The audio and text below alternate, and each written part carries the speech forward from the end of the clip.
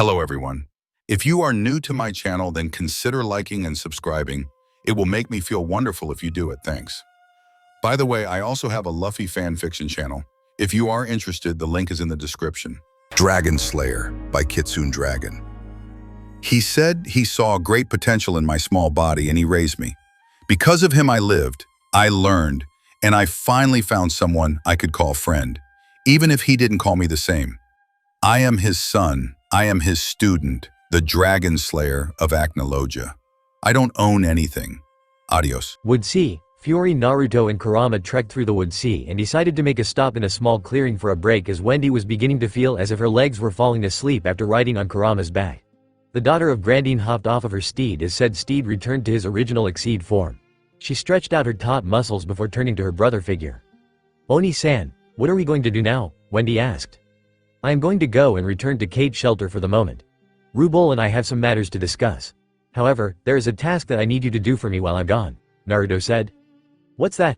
The Sky Dragonslayer tilted her head in confusion. Naruto quickly made some hand motions in the air and a violet magic seal appeared above him. Seal magic. Pocket dimension. The blonde muttered. The magic seal began to swirl before it became the entrance to his personal pocket dimension. An object fell from the pocket dimension and caused the ground to crack a bit from its weight. The pocket dimension's gate closed once it had regurgitated what its user wanted and then vanished from view. Wendy and Charles were in shock at what lay before them while Kurama held a look of interest in his crimson orbs. Laying before them was the bloody and broken form of Zabrak Granful. His skin had been burned away on the right side of his face, both arms, his torso as well as his entire right leg. The blood-covered musculature was visible for all to see and in some areas, the muscles had been torn away to the extent that the white bone beneath could be seen. The silver-haired man's arms had been broken, Wendy deduced, since they were bent at odd angle and several of his ribs had speared through the hard muscle. The only form of clothing remaining on his person were his pants and even then, it was very much torn. Zabrak-san, Wendy exclaimed, my spoils of war. Naruto said. He's currently dead, but I stored his body in the pocket dimension so as to prevent decomposition. As much of a threat as he was, Zabrak Granful held the great potential of becoming an asset to me and so I want you, Sky Dragon, to bring him back to the land of the living. Wendy gulped. The extent of the damage done to Zabrak's body far exceeded that of what had been done to Natsu. After all, Natsu had only died on the table prior to her generating the cure to his Eternino poisoning, but Zabrak was already dead.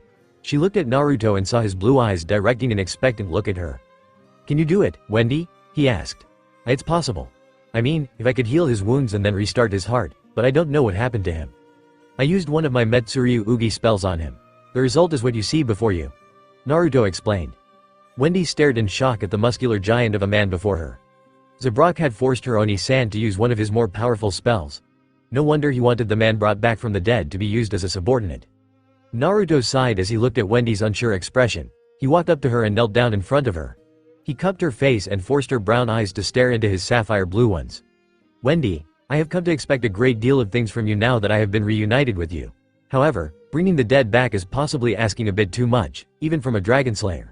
If you can't do it, then just say so. I will not reprimand you nor will it make me think any less of you. Wendy shook her head before a determined and confident look appeared in her eyes. I've done it once, I can do it again. I'll bring Zabrak-san back to life, Oni-san. Atta girl. Naruto smiled as he ruffled the little girl's hair making her giggle with glee. I'll be back as soon as I can. Kurama, Charles, watch over her while I'm gone. Do you even need to tell us? Kurama said, rolling his eyes. Naruto walked away before vanishing in a gust of wind. As the Apocalypse Dragonslayer left them, the two Exceed looked down at the Sky Dragonslayer. So what are you going to do? Well first, I'm going to heal his wounds and regenerate whatever I could. After that, I'm going to try to restart his heart. You're very confident in being able to do that, Wendy. Kurama said, noticed the determination in her brown eyes. Wendy nodded her head and she channeled her magic energy. A pale blue-green magic seal appeared over Zabrak's body as the healing magic energy coated Wendy's hands. The magic energy then began to flow forth from her hands and over the deceased, former slave's body. Kurama and Charles watched in fascination as Zabrak's body was healed. Broken and snapped bones were shown to be forced back into their original places with sickening cracks and pops. Torn muscle tissue and cartilage were stitched back together before being arranged into their initial states. Finally, the skin of the silver-haired hellspawn fell away before being replaced with a fresh and clean layer of skin cells. The skin had its healthy light brown color and the Sky Dragonslayer nodded her head in satisfaction. Wendy then went to remove the man's face mask. Her eyes widened when the odd attachment provided resistance in being removed. She grunted in effort to remove it, and after a while, her labors bore fruit as the mask was ripped from his face, along with some parts of his face's flesh that she had just finished healing. "Nice job, brat." Kurama chuckled.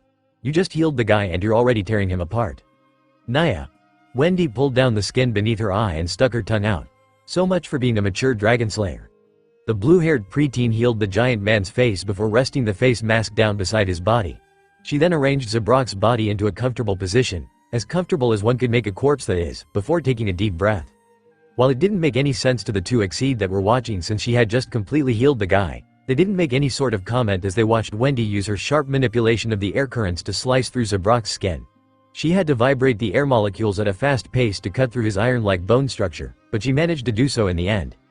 "Kurama-chan, can you just keep his chest cavity open for me, please?" The fox-costumed exceed nodded before using his hand like forepaws to grip the bisected sternum and pushed it apart to reveal the inner chest cavity. Zabrak's heart was visible for all to see.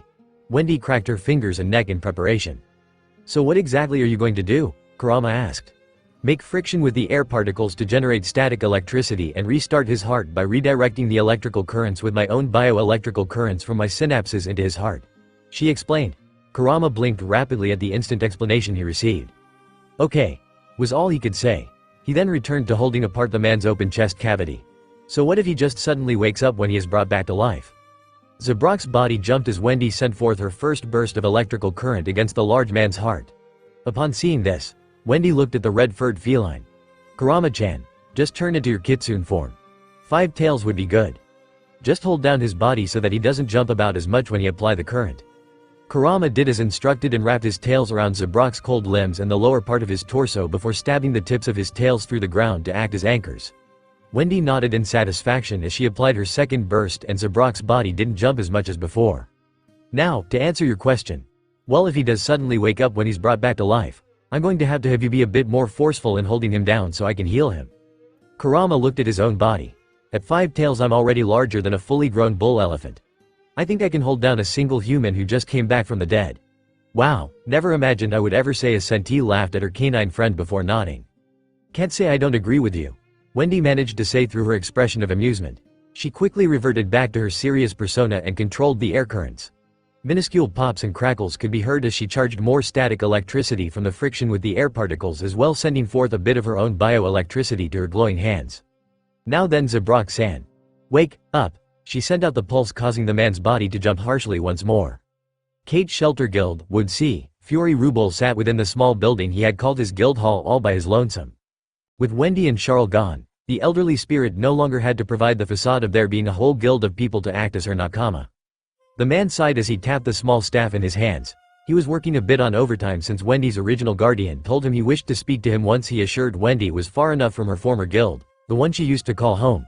However, like he had told the blonde, he had held the spell that bound his spirit to the living world for a few hundred years, so holding it for a few more minutes wouldn't have posed any sort of trouble for the old man. His eyes slowly opened as he felt a small pulse of magic energy and a wild gust of wind. The feathers of his headdress fluttered and the magic made breeze, and his dark irises settled on the tall frame of the son of Minato Namikaze and Kushina Uzumaki. The son of a dragon looked around the guild house, his blue eyes holding a shine of nostalgia to them as he glanced around. Pulling down his face mask, the 110-year-old Dragonslayer showed the small smile he had on his face. 7 years. He stated. 7 years, and the building I found when I first came to this place is still the same as it always has been. Rubel Gigi. Gigi? Rubel raised an eyebrow while amusement sparkled in his old eyes. Since when were you one for suffixes, Namikaze-kun? You were never one for socializing. I could tell that much from when we first met, what with being the son of Agnologia and all. Tu-san indeed had me grow up with some behavioral troubles. Rubel chuckled at how Naruto worded the fact that he had a problem involving antisocial behavior. But I assure you that I have quelled any sort of problems I have now. I have accepted my humanity and gained control over my draconian side's more bestial urges. It's made me a bit more pleasurable to keep his company, has it not, Rubel Gigi? The nervit laughed loudly before nodding his head. Indeed it has, Namikaze-kun. Indeed it has. A period of silence passed between the two mages before Rubel chose to break it. So tell me, Namikaze-kun, what is it that you wanted to speak to me about, that you needed me to stay in this plane of existence? Naruto walked closer to Rubel before motioning to the small mat that lay in front of the man's small throne. May I sit? Son of a dragon he may be, but Naruto gave respect to those who deserved it. Rubal nodded his head and motioned for the blonde to do as he pleased. Naruto sat cross-legged on the mat, his tallness giving him the ability to look Rubal straight in the eyes despite the fact that he was seated. "Now, Rubal-san, what I am about to ask of you requires a bit of an explanation of events that transpired beforehand. Carry on, Namikaze-kun. A few months ago, Kurama and I journeyed to an island off the coast of Harjin Port, Galuna Island." "The Demon Isle?" Rubal raised an eyebrow in confusion. Naruto nodded in confirmation. "Aye, the very same," he replied. "Now while there, we came across the frozen body of the demon of Zareth, Deliora.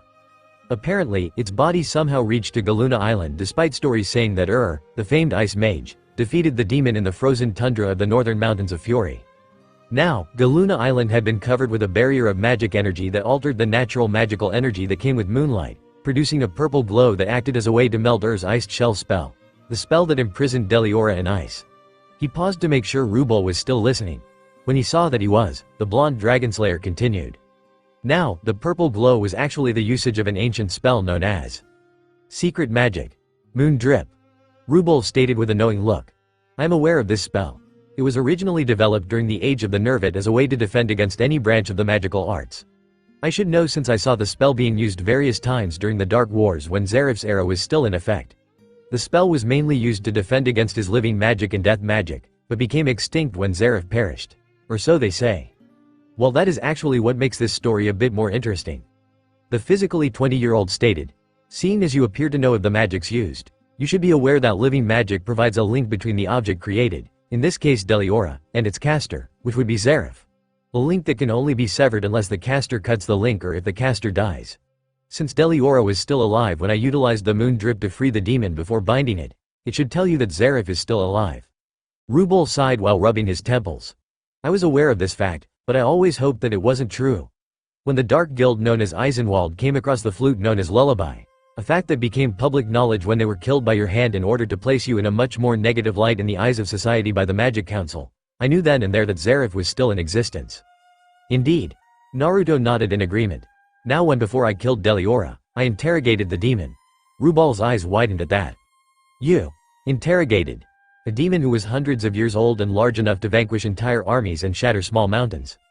Naruto's blue eyes shone visibly in the ethereal white glow of his Dragonslayer state as he activated his Mokashiryu no Byakugan. When one possesses the eyes of a dragon and the blades of Merlin, it is quite easy to interrogate even the foulest of creatures, Rubal-san. There was a small period of silence as the elderly Nervate processed the information Naruto just told him. I see." Rubal managed to say. "Continue. What information did you glean from Deliora?" "Because of the existence of Lullaby and the fact that Deliora survived, Kurama and I asked the demon if it knew the whereabouts of its master. Due to being trapped in ice for many a year, Deliora revealed it knew nothing of Zareth's location. However, it did tell us that Zareth had bases located in 2 specific locations during the Dark Wars. One is located here in the Woodsea in Fury." "And the other?" Rubal asked. "The ruins of Camelot in the Penegrande Kingdom." Rubal's eyes widened. "Camelot?" he exclaimed. "Impossible, Camelot was lost to the passages of time even before the Nervate tribes came about. Camelot should not possess ruins of any kind due to how long it's been. The first Dragon King. That is how long Camelot has existed. Since the times of the first mage, Merlin, Camelot was in existence. Deliora had no reason to lie, Rubal. Even if he did, my eyes would have seen through them." Naruto blinked and the white glow vanished from his eyes. "And now that I've told you this, you can properly deduce what I ask of you." Rubal sighed. "You wish for me to tell you about Zareth's base here in the Woodsea so you may find it?" Naruto nodded. "And what exactly will you do with the bases, exactly?" "Use them for my own purposes," the Apocalypse Dragonslayer replied. "I wish to utilize whatever may be found in the bases to further my own goals. One involving the dragons to be exact. I wish to put Tu-san back on the throne that he was so unrighteously denied." "A fool's errand," Rubal exclaimed. "You cannot wage a war on the creatures that forged the universe. That's because no one has ever had the true Dragon King on their side." Rubal was silenced at that. "Acknowledgia, the true king of dragons. A dragon who brought about death and destruction whenever it appeared. A king of its kind." No matter how Rubal worded it, the statement was still heard as a question within his thoughts. It was just too unbelievable. "Rubal-san, I need to find Zareth's bases," the son of 2 wizard saints spoke. Rubal's eyes showed a bit of internal conflict as he stared into the young Dragonslayer's own blue orbs, but the old man ended up relenting.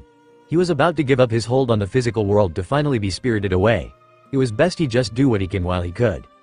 Well, Namikaze-kun, while I do not possess exact information regarding the base's whereabouts, I do know that during the Dark Wars, Zareth often left hordes of demons venturing to the east. This would therefore imply that his base of operations would lie further west. We Nervit did what we could to avoid Zareth and his demon armies as much as we could, so I apologize for not knowing. Tis a shame, Rubal-kun. A voice was suddenly heard from the outside of the small guildhouse, because I do. Naruto and Robwal narrowed their eyes at the newcomer. Who are you? Insert music. Fairy Tale Tower of Heaven, flashback. Imprisonment Chambers, Tower of Heaven, Fiorian Sea, year X 768. The imprisonment chambers of the Tower of Heaven was one of the most light-deprived areas of the large structure. Light provided by the single torch in the room, but due to it being underground, the fires would often burn out due to oxygen deprivation and would be relit when the guards came to open the doors to the chambers. And that only occurred whenever the guards wished to go down there. Fortunately, the light of the torch was burning brightly, but unfortunately the interior was not something for a child's eyes to view upon. Dead bodies covered in blood littered random areas of the chambers. The smell of rotting flesh, sweat and tears filled the air. The number of dead numbered higher than the child could count on two hands, and the types of people that were dead were just as numerous. Men, women and children of varying ages were either shaking in fear or sadness. The others were laying still, for they had either lost all hope of seeing the light of the outside world or they were dead, but no one else had realized it. The child huddled against the warm forms of his parents as they themselves huddles against each other in one of the corners of the chamber. It was closest to the light and the furthest away from everyone else in the room. His silver eyes looked away from the horrible scenery and focused on his parents instead. He didn't know how or why it happened, but it did. His father was a quarry worker for the Fiorian monarchy and his mother was a housewife. He and his mother had gone to visit his father that day, but just as they were in the middle of eating lunch when all of a sudden the quarry was under attack. Men and women wearing dark red cloaks and white masks with an odd symbol on it, a winged tower then speared through the letter Z, appeared and suddenly started grabbing every human being they could find. Those that resisted were beaten physically, attacked by the flesh-eating beasts they carried around with them, or were hit with the spells used by the invaders. In the end, he and his parents were taken away and their home was never seen again. Abandon all hope, ye who enter here. He had read the words in a book once, but he never understood their meaning. Until they were taken to the horrible monstrosity that was called the Tower of Heaven. The irony was lost to his 5-year-old self when he was brought to the tower. But hell had never seemed so real before. It had been a few days since they had arrived at the Tower of Heaven, but after being thrown into this place with barely any food or water being handed out, nothing ever seemed to happen. Suddenly, the doors to the chambers were forced open. The light from the top of the stairs was practically blinding as the guards and their beasts descended to their level. Nobody made a move to try and escape. Abandon all hope, ye who enter here. Hope had indeed been abandoned, but there were always the few that remained defiant. The child shrunk away from the guards and their dog-like beasts as they came towards him. He doesn't have a brand, one of the guards said. Take him. Make sure he's branded, the second guard said. The child's parents had their eyes wide with fear. The father stood up. No, he shifted his body in a feeble attempt to protect his son. Haven't you taken enough from us? Leave my son out of this. Don't be an idiot, slave. The first guard snarled beneath his mask. Now get out of the way before we make you. You're not branding him, the father exclaimed defiantly. He stood to his feet and made a move to punch the guard. However, the strike was avoided and the man was punched back in the face, sending him spiraling to the ground. Mitsuha. The woman cried out in alarm as she looked to her downed husband. The guards then began to kick the poor slave man while he was down. His cries of pain filled the dimly lit chamber. The silver-haired man directed his coal-black eyes at his wife as she moved to rush to his side. No, stay there, Kaya. Ka-chan, why is Tu-chan getting beaten? The young boy asked, his silver eyes filled with fear and worry for his father. The guards laughed at the boy's question. Because he's a shitty bastard, a fucking idiot who thinks he can challenge the ones who will resurrect Zareth-sama. The first guard then walked over to the mother and son as the second continued to kick the boy's father. And you need to be branded with the mark of Zareth-sama. Now get your scrawny ass here before I have to do something else to make sure you come with us. No, Kaya held her son tightly, her silver eyes shining brightly with defiance and fear. You'll never get him, never. The guard scowled before slapping the silver-haired woman across her face. Bitch, how dare you defy us? The guard then grabbed the woman by her hair and pulled her away from her son. No, she screamed and fought, but to no avail. She was then forced to the ground, lying on her stomach. Her eyes widened in fear as she suddenly heard the tearing of fabric. Her already torn clothing had been ripped off from the waist down to reveal her lower half to her assailant. The guard then whistled to the beasts and pointed a finger at the boy. The beasts did as they were directed to do. Growling menacingly, they pounced on the 5-year-old and bit down on his left arm and right leg. The boy's scream was loud and shrill as blood flowed from his bitten limbs. Ha ha ha, now we're going to make your husband and son watch as I fuck your slutty self. The guard laughed. The second guard stamped his foot down on the damaged Mitsuo's body before forcing his head to look directly at his wife's screaming and crying form. Kaya, you bastard, you do anything to her and all. Shut up, slave. Mitsuo was dealt a harsh blow to the side of his head that made blood flow. The young child could only watch from his spot on the ground as his mother was brutally raped and his father was having his skull bashed in from the guards. He struggled to get up, to try to save them, but to no avail. The guard beasts only bit down harder on his arm and leg. The sound of his bones breaking echoed accompanied the screams of mother and his own screams. Tears streamed from his eyes when the agonizingly slow minutes went by. Finished with his mother, the first guard tossed her aside like the second guard did his father. Mitsuo lay still while Kaya's legs trembled, fluids that were not her own flowing from her bare nether regions. The first guard then grabbed the child by his good arm and dragged him across the ground, his blood leaving a trail behind him before he was being carried up the stairs. Kaya looked to her son and stretched an arm out to him. Zizi zab. Tea to him softly. Despite the low volume, the 5-year-old's eyes widened as he heard his mother call out his name. Ka-chan, Tio-yu-chan. He called out to them both as they laid on the floor of the dirty imprisonment chambers. Ka-chan, Tio-yu-chan. He stretched his bloody arm out to her, but winced when the pain lanced through it, causing him to let it fall harshly on the stone steps.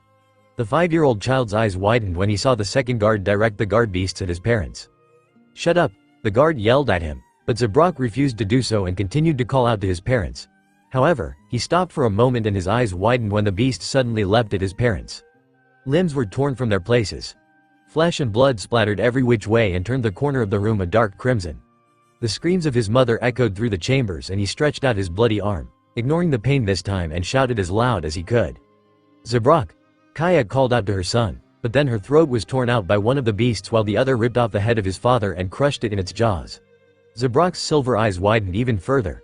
Tears flowed in copious amounts from his eyes and his screams tore through the Tower of Heaven. No, Ka-chan, Tio-yu-chan. The doors to the imprisonment chamber shut just as he saw the bodies of his parents being feasted upon by the guard beasts. Insert music. Shingeki no Kyojin Attack on Titan. Tower of Heaven, Fiorian Sea, year X 771 timeskip 3 years later. Ever since his parents were killed before him all those years ago, Zabrak took every chance he got to try and escape. Every time he thought he had opening, he ran for it, and every time, he was caught. He was dragged to the punishment room, shoved on the ground and dealt harsh whippings. The whip was coated with magic, so it made the sting of the leathery weapon much more lethal. His skin was torn from his back and his screams echoed through the cavernous interior of the Tower of Heaven. Scars that would never heal decorated his brand and his formerly unmarred skin. For 3 years he kept getting caught, but because of how often he was sent to the punishment chambers, he had gotten used to the whippings and the beatings he was dealt with. They continued to rebrand him with the mark of the tower every time his scars began to obscure it, but even the application of the hot metal on his skin wouldn't affect him. The guards began dragging him off just so they could make a game out of trying to make him scream, something they did whenever they got bored. The boy without fear, a young man who seemed to have crawled out of the pits of hell because of how bestial his cries of anguish had sounded. And thus he earned himself the moniker of Hellspawn. Although he suffered from malnutrition, his body worked to take the maximum amount of what it took and made his body stronger. His physical labors made his 8-year-old form as strong and as durable as possible. The beatings he would receive from the guards served to enhance his durability. Physical strength would only get him so far, and the boy craved power. He wanted to be free. He wanted to kill the people who locked up in the hellhole and stole away his right to live as a human being, being seen as less than an animal. Zabrak Granful's back itched and he scratched it. His fingernails ran over his skin, but he growled in anger to himself as he felt the area of his back where the mark of the hellhole he had been living in over the past 3 years had been planted. Though the brand was also covered with the lengthy scars that formed from his recent whippings from yesterday. He glared at the large stone bricks he held in his hands, trudging behind the other members of the other laborers. He gritted his teeth and clutched the stones tighter, unaware of the small cracks that formed from the amounts of pressure he placed on them. However, a loud cry pierced through the dark thoughts that raged in his mind. The silver-haired boy turned to the side and his eyes widened as he gazed upon the sight of another slave about to be punished by one of the guards. Zabrak saw red. He dropped his stack of bricks on the ground and ran towards the scene. His silver eyes narrowed dangerously when he saw the slave about to be attacked was a young girl, no older than 5 years old. She tried to run away from her assailant as said guard cracked his whip menacingly at her. The girl released a yelp of pain when the guard struck with his whip once more, hitting her leg and causing a line of red to form on her calf. The blow caused her to lose her balance and she tripped and fell against the hard floor. "You bitch, don't run from me," the guard snapped, causing the young slave to cringe. raising her arms in a feeble defense. "Don't sit there like the useless piece of shit you are. Stand up and get back to work, or do I have to make you like I did with your brother?" The girl looked to where the guard pointed, a young black-haired boy lying in pain of the ground and holding his jaw. "Simon." Her dark-colored eyes widened. The guard beast had its paw planted firmly on the boy's form to prevent him from moving. The guard chuckled darkly as the girl didn't move from her spot, her surprise and fear rooting her to ground as she looked at her older brother's downed form. "The latter it is." The guard spoke. Time seemed to slow down for the little girl as the guard reared back his arm. He then brought it forwards, the leather-bound weapon arced through the air, descending upon the girl. The girl merely raised her arms and closed her eyes tightly, waiting for the pain to come. "No." The girl's eyes snapped open and she looked to see Zabrak's form rush her assailant, tackling him to the ground. The silver-haired boy then began to punch the guard in the face. His bones, dense and hard from taking numerous beatings from both guards and their guard beasts, slammed down on the guard's white mask. The mask cracked and split apart after a few good blows before a devastating right hook smashed against the guard's jaw and sent a tooth and few drops of blood flying from his mouth. "You little shit." Zabrak found his body being thrown off before he was slammed into the ground. His silver eyes, filled with rage, opened to see the guard beast holding him down on the ground. Its powerful canine-like body was heavy, strong muscles rippling underneath the red-orange colored skin. It had no eyes, Zabrak realized, but had a pair of odd-looking gills on the sides of its neck. Sharp, white teeth were stained with red from biting down on previous slave victims. He had never really taken in the appearance of the guard beasts, but now that one was directly in his face, he noted that the beasts were rather cool-looking despite them being flesh-eating carnivores that could tear his throat out with a single bite. The guard beast went to bite down on Zabrak's pinned form, but the 8-year-old gripped the beast's jaws tightly. His muscles trembled as he used every ounce of strength he had to try and keep the beast from tearing him apart. His eyes flashed with fear and rage as he heard the sound of the young girl's scream over the pounding of blood in his ears. "No, I've seen too many people die in this hellhole and I'll be damned if I let you kill a little girl." Zabrak roared. "I'll kill you all first before I let that happen." He pushed against the beast, unaware of the shine that appeared in his eyes and the black and silver aura that flickered in and out of existence around his body. His body struggled to hold off the beast, but he was failing. The fangs were closing in on him and finally his arms gave away. The fangs closed down on him and he placed his arms in front of him so that his face wouldn't torn apart, but his eyes widened when he felt no pain. Instead, he felt nothing and he heard the yelp of pain that escaped the lips of the guard beast. His silver eyes widened as he looked at the beast as it held its mouth in his forearm, its gums as a few of its teeth had been effectively broken and removed from its mouth. Zabrak looked at himself and his eyes widened when he saw the silver and black aura of energy that covered his body. He felt heavier, denser, stronger. He slammed his hands against the beast's throat, causing it to release a choked yelp of pain before it was roughly slammed on the ground as Zabrak reversed their positions. He now stood over the beast and he opened his jaws before biting down on its throat. He shook his head from side to side as if he were a crocodile or an alligator that had caught its prey before he finally ripped out a chunk of flesh from the beast's throat. He then grabbed the bleeding beast and tossed it roughly onto the ground once more. He then began to stomp towards the guard beast. A maniacal grin formed on his face as he felt the ground beneath him cave in slightly from the force. Once he had walked over to the pain-filled beast, he positioned his body and reared back a fist. With a rage-filled battle cry, he let his fist fly and slammed his dense, 8-year-old fist against the side of the guard beast's head. A sickening crunch was heard as the skull caved inwards from the force of the blow and the guard beast released another yelp of pain before it was sent flying through the air and into a nearby boulder. The crunch of bone and the squelching of flesh being compressed from the force the beast made with the boulder filled the air. The guard, who had turned away from the little girl upon hearing the yelp of his beast, looked in surprise as said beast was lying on the ground, bleeding, broken and dead. His green eyes widened with fear as the aura of silver and black reappeared around Zabrak's body, giving him an almost demonic appearance when his eyes shone a bright silver within the cloud of magic energy. "I am impossible," the guard exclaimed. "No one can use magic." "No one but us." The guard held out a hand and a bright yellow magic seal appeared in front of him. A burst of golden lightning raced forth from the center of the magic seal and reached Zabrak's form, causing a small explosion of dust. The guard laughed as he saw the dust cloud his attack had created. "That's right. We are the servants of Zarif-sama. No one can stop." The man's words died in his throat when the dust disappeared and revealed Zabrak standing tall and in the exact same state as he was. The only thing that showed he had been hit was the small burn mark on his abdominal area. Zabrak's silver eyes shone dangerously. Die. He wanted to quickly clear the distance between himself and that despicable guard, and slam his fist into his skull. He wanted speed and he wanted the strength to continue beating down his opponent until he was nothing but a bloody smear on the ground. His body responded to his wishes and Zabrak chuckled to himself as he began to feel a bit lighter.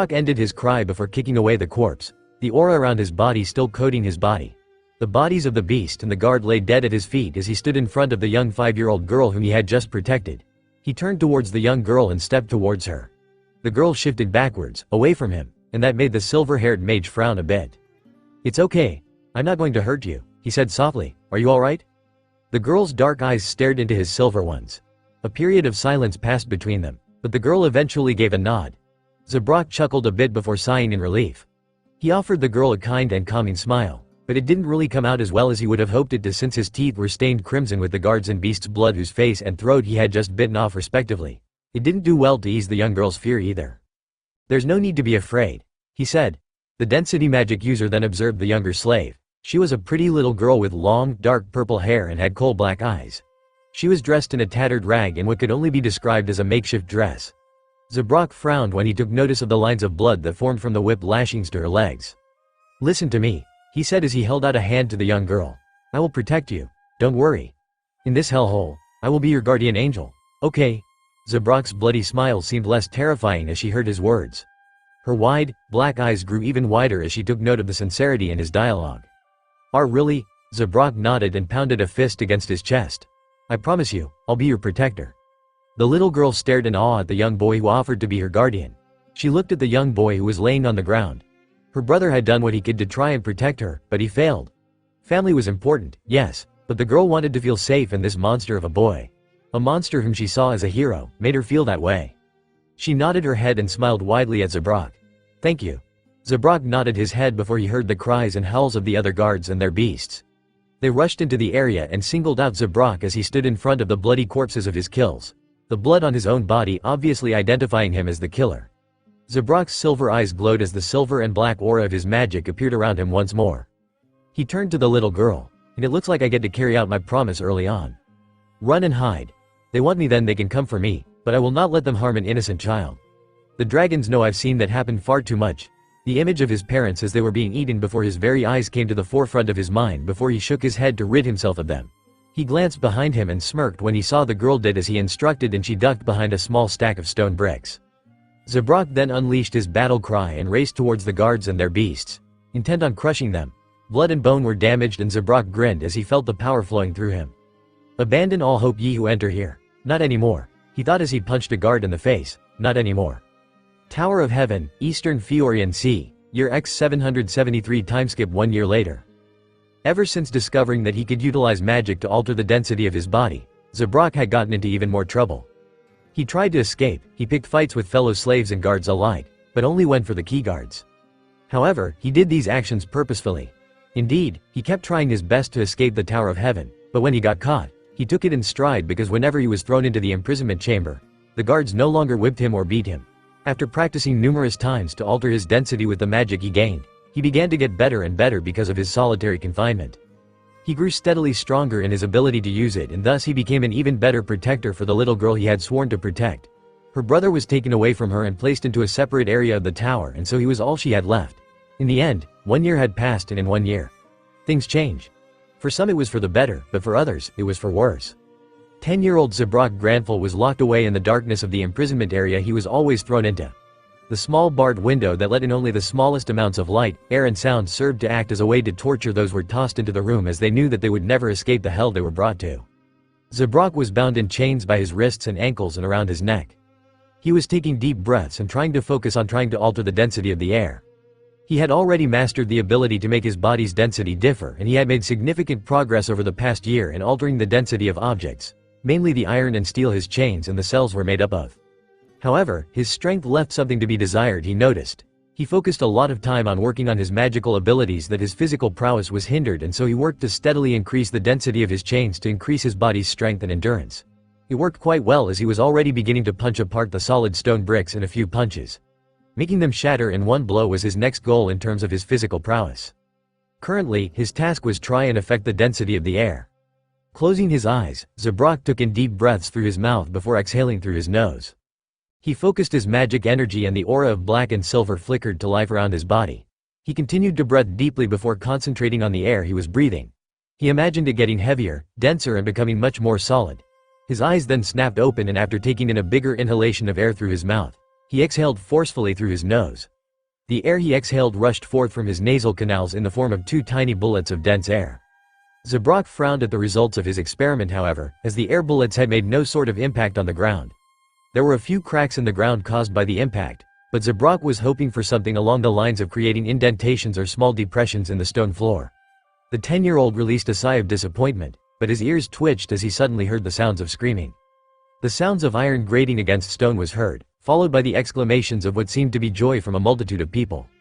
Insert music. Naruto Shippuden Shippuden, we're free. Revolution. Zabrak's eyes widened. A revolt? Now? His head snapped up when he heard the sound of the large steel door that prevented him from escaping, being pounded on. He quickly cancelled his magic, and the density of the chains reverted back to normal.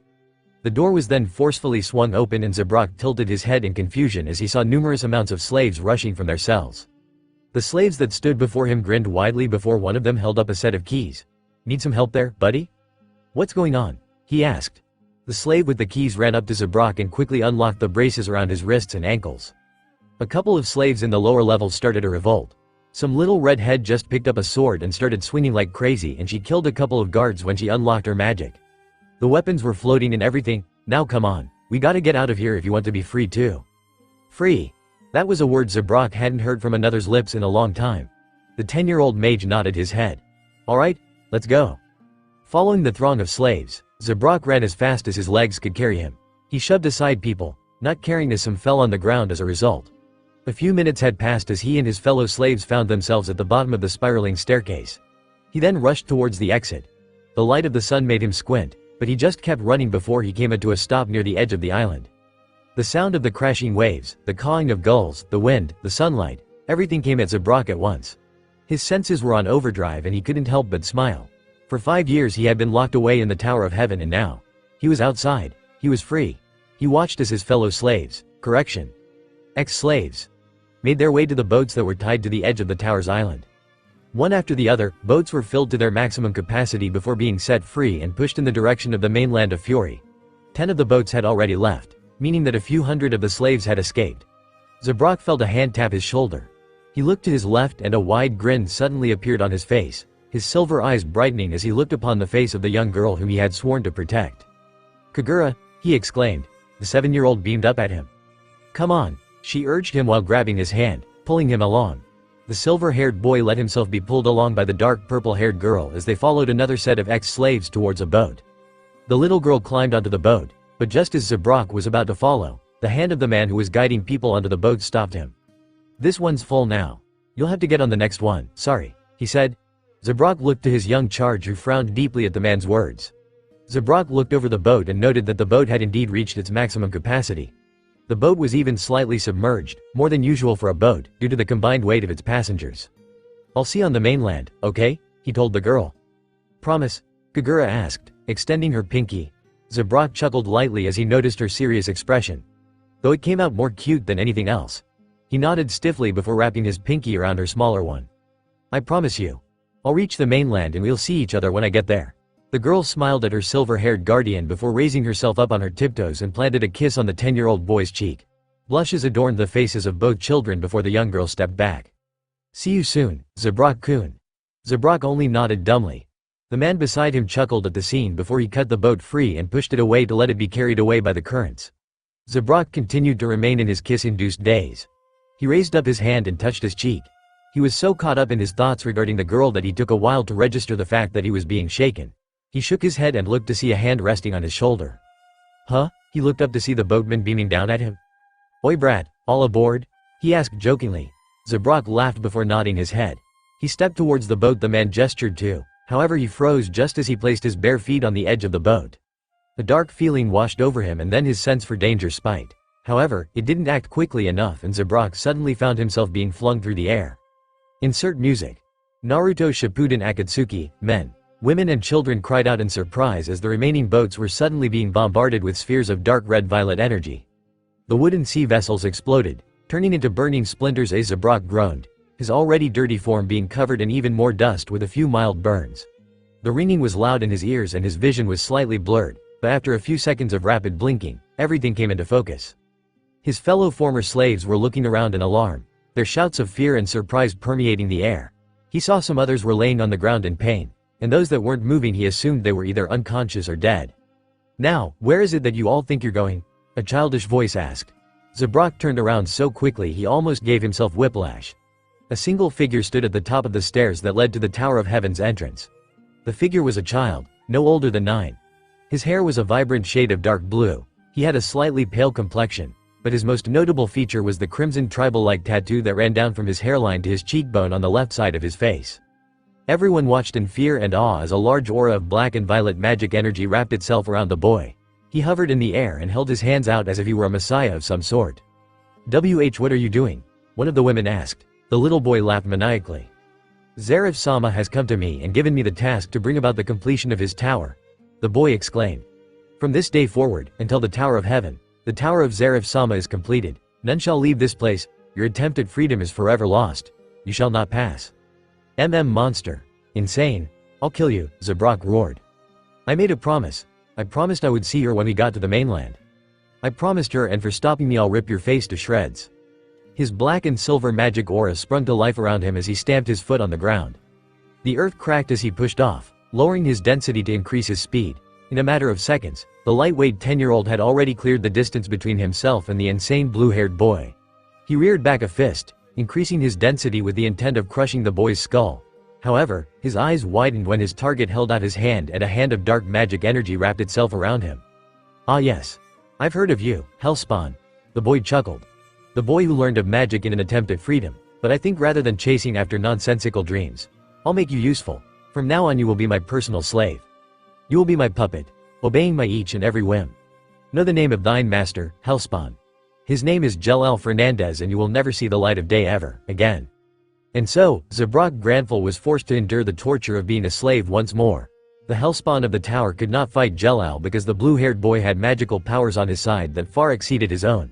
However, that did not bother the silver-haired boy as he continued fighting for his freedom and being imprisoned and beaten by Jelal himself as a result of it. There was one time that he tried to tear Jalal's face off with his teeth if he had to.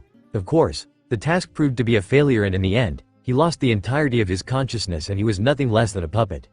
And to add salt to the wound, Jelal placed a mask on him, like one would place a muzzle on a disobedient dog, gluing the apparatus to his face with magic so that if one were to try to remove it, well, it would be like ripping off duct tape with the pain of getting kicked in the testicles.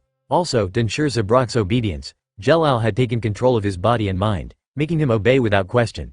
He had a sliver of his own consciousness remaining, but that only served to enhance the torture of being a personal slave as it felt like he was watching events happen through eyes that were not his own. He had been 17 when that happened. He was then fed both food and water through a straw by that despicable Jelal and he was forced to endure a greater amount of physical labor than the average slave.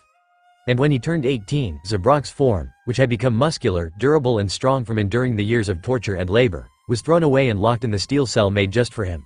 His gargantuan body was wrapped in chains and the silver-eyed giant glared harshly at Jelal. His breathing and voice, distorted from the mask he could never remove, was deep and strong like the man he had become. "I will get out of here one day, Jelal, and when I do, I'll crush you myself," Zabrak snarled. Jelal didn't reply and began to close the door. "You hear me, Jellal Fernandez, I'll kill you." And with that, the door to his cell was closed shut with a deafening slam. End flashback. Would see. Fury Zabrak's eyes snapped open and he gasped loudly and sharply. However, he suddenly felt white-hot pain lancing through his chest. He screamed loudly. Kurama-chan, hold him down. What do you think I'm doing? Kurama yelled at Wendy. Hurry up and heal him. What do you think I'm doing? Zabrak's screams suddenly became silent as his eyes, which were shut tightly, were forced open by Kurama's hand like forepaws. Genjutsu. Kurama's eyes shone a bright crimson and Zabrak felt himself being drawn into the hypnotic gaze of the kitsune. His pain vanished and suddenly he felt as if he was being stitched back together. He looked down at his chest and his eyes widened when he saw his chest cavity was open. His own beating heart was visible for the world to see, but then he watched in shock as his sternum was pushed back together. The bones, muscle tissue and skin were then healed as a pulse of blue-green magic energy filled his body and he was fully healed. Kurama let go of the hellspawn, his 5 tails unearthing themselves from the ground and released Zabrak's limbs and torso. Zabrak stared in amazement as Kurama stepped away from him and he patted himself down. Zabrak-san, are you alright? Wendy asked. How are you feeling? Wendy marveled. His confusion was evident in his tone. He took a few deep breaths to calm his rapidly beating heart. But, the Ogo no Fujin. I should be dead. You should be, Kurama said. Zabrak's eyes widened even further as he looked at the massive kitsune. Onibi Myobu. He quickly went to stand up, to shift into a fighting stance and prepared to defend himself, but Kurama sighed and merely snapped his finger like claws. Zabrak's body shuddered as he suddenly felt white-hot pain lance through his body. What did you? My genjutsu spell affects the senses. It's why when Wendy fixed you up, you didn't feel any pain when I had you look into my eyes. I just removed the illusion of you not being able to feel pain and thus, you are now pitifully lying on the ground. Kurama explained. Now as I was saying, yes, you should be dead, but the Ogo no Fujin requires to be alive. Wendy here just brought back from the dead, so I would expect you to be grateful and thank her for her mercy. I see. Zabrak muttered. With a grunt of pain, Zabrak adjusted himself into a sitting position before looking at Wendy and nodded his head to her. Thank you. For keeping me alive. I am indebted to you for doing so. Oni-san said he needs you, so that's a good enough reason for me, the blue-haired Dragonslayer replied. I'll assume you refer to the Ogo no Fujin as Oni-san. A statement with which he was given a nod of confirmation from all 3 figures present before him. Well, you said the Ogo no Fujin needs me for something. Did he say what for? Well, about that. Kate Shelter Guildhouse, would see, Fury. Rubel and Naruto continued to direct their narrowed eyes at the newcomer as he hovered towards them. You know, I expected a much more heartwarming welcome from you, Rubel-kun. I mean it's been what? 300-400 years since we last saw each other. I'm afraid I don't know you, floating skull. Staff. Thing. Was the elderly Nervid's unsure response. Oh, Rubel-kunins. The talking staff urged the spirit. I sacrificed most of my spirit to Nirvana to seal it away after all. Rubel's eyes narrowed. Sacrificed yourself to. The Nervid spirit's eyes suddenly widened. Impossible, Claudio-sama? Bingo. The skull staff winked its empty eye socket at Rubel. What are you? How did you? When I sealed away Nirvana all those years ago, I sealed away another portion of my spirit into this staff. Ancient magic these days, everything's taboo because of how it's all dangerous and bad for your health. Complete and utter bullshit is what I say. Claudio turned to Naruto. Back in my day, we used to resurrect spirits and demons to fight our battles and nobody said anything. Then again, those people are all dead now, so I guess that's probably why. Anyway, as to how I found this place, well, now that Brain/Zero is now dead, I kind of having nothing to do, so I thought I'd return to this place, but imagine my surprise when I find you of all people here, Rubel-kun. Claudio stopped talking when he took notice of the odd looks he was getting from Naruto and Rubel. Oh, I'm sorry. Pardon my manners, I don't believe we've met. He extended the base of his staff towards Naruto like a person with their hand. Claudio, former chieftain of the Nervid tribe before we all got hit by Nirvana and committed self-made genocide. I taught Rubel-kun here everything he knows, even that spell he's using now to anchor his soul to the living plane of existence. And you said learning that spell was going to be waste of time. And I stand corrected, Claudio-sama. Damn right you're corrected. The animated staff replied. Now then, I managed to come by in time to hear you two talking about Zeref. Claudio's serious tone was paramount as he began to hover around Naruto. You want to find his base, the one he used during the Dark Wars, correct? Yes, Naruto replied, but apparently, Rubel-san does not know of its location, thus my coming here to see him ended up being rather unhelpful. However, you know where it is, don't you? You catch on quick, boy. Claudio chuckled. Rubel's eyes widened as he looked at the chieftain-dressed staff. Claudio-sama, you know the location of Zeref's base? Rubel asked. Claudoa nodded. Indeed. After sealing myself into this staff, I wandered the wood sea. With Nirvana sealed away and the dark wars having reached their end, there was nothing else going on. I mapped the entire forest out in my head. You could say that having an empty head leaves room for a lot more memory. Yoho ho. Stay on track, Skull. Naruto growled. Tell me where the base is. I will tell you, but first there's just one thing I would like to do for me. And what is that? The blonde Dragonslayer asked. Let me stay with you, Claudoa said. I'm sorry? Naruto raised a perplexed eyebrow. With Brain and Zero dead, I have nothing more to do. The only reason I joined up with him was to sat my boredom, but now I have nothing to do and something tells me that hanging out with you, Ogo no Fujin, is going to be a delight. I will direct you to Zeref's base, and not to mention I can provide you with information that could not be found in any book because I have lived and experienced the Dark Wars and almost everything before and beyond it. Claudoa reasoned. And how do I know if I can trust you to deliver? How do I know you aren't just trying to fool me into thinking you won't take revenge for your wielder? Naruto asked. Claudoa sighed before pointing at himself with his base. I am a floating, talking skull staff who can't use any sort of magic because I can only be used if I have a wielder. He then pointed at Naruto. You are a powerful SS-class criminal mage who has a flee on sight status. What the fuck do you think I can do to you? Being cautious has aided in prolonging my life, Skull. I would believe my words have merit, but so do yours. Naruto said. Very well, I shall allow you to accompany my companions and I to the base of Zeref. Naruto climbed to his feet before turning to Rubel and nodding his head to him. May you find your peace in the afterlife, Rubel-san. Say hi to the others for me when you get there. Rubel chuckled at his former chief's comment before nodding. As you wish, and good luck, Namikaze-kun. And with that, Rubel seemed to fade out of existence, a shimmer of ether nanoparticles being all that was left of him. The two remaining occupants of the former guild of Cage Shelter then exited the premises, heading into the forests. Now then, we shall meet up with my companions and from there we will venture forth to find Zeref's base. As you wish, Fujin-sama. Claudoa gave a mock bow to the blonde Dragonslayer before he was gripped tightly in his hands. The nerved chief and the Dragonslayer then vanished into the wind. Kurama, Charles and Wendy all stared at Zabrak as he stared at them in disbelief. Are you serious? He asked. Indeed. Kurama replied. We wish for you to join our spy network as one of our members.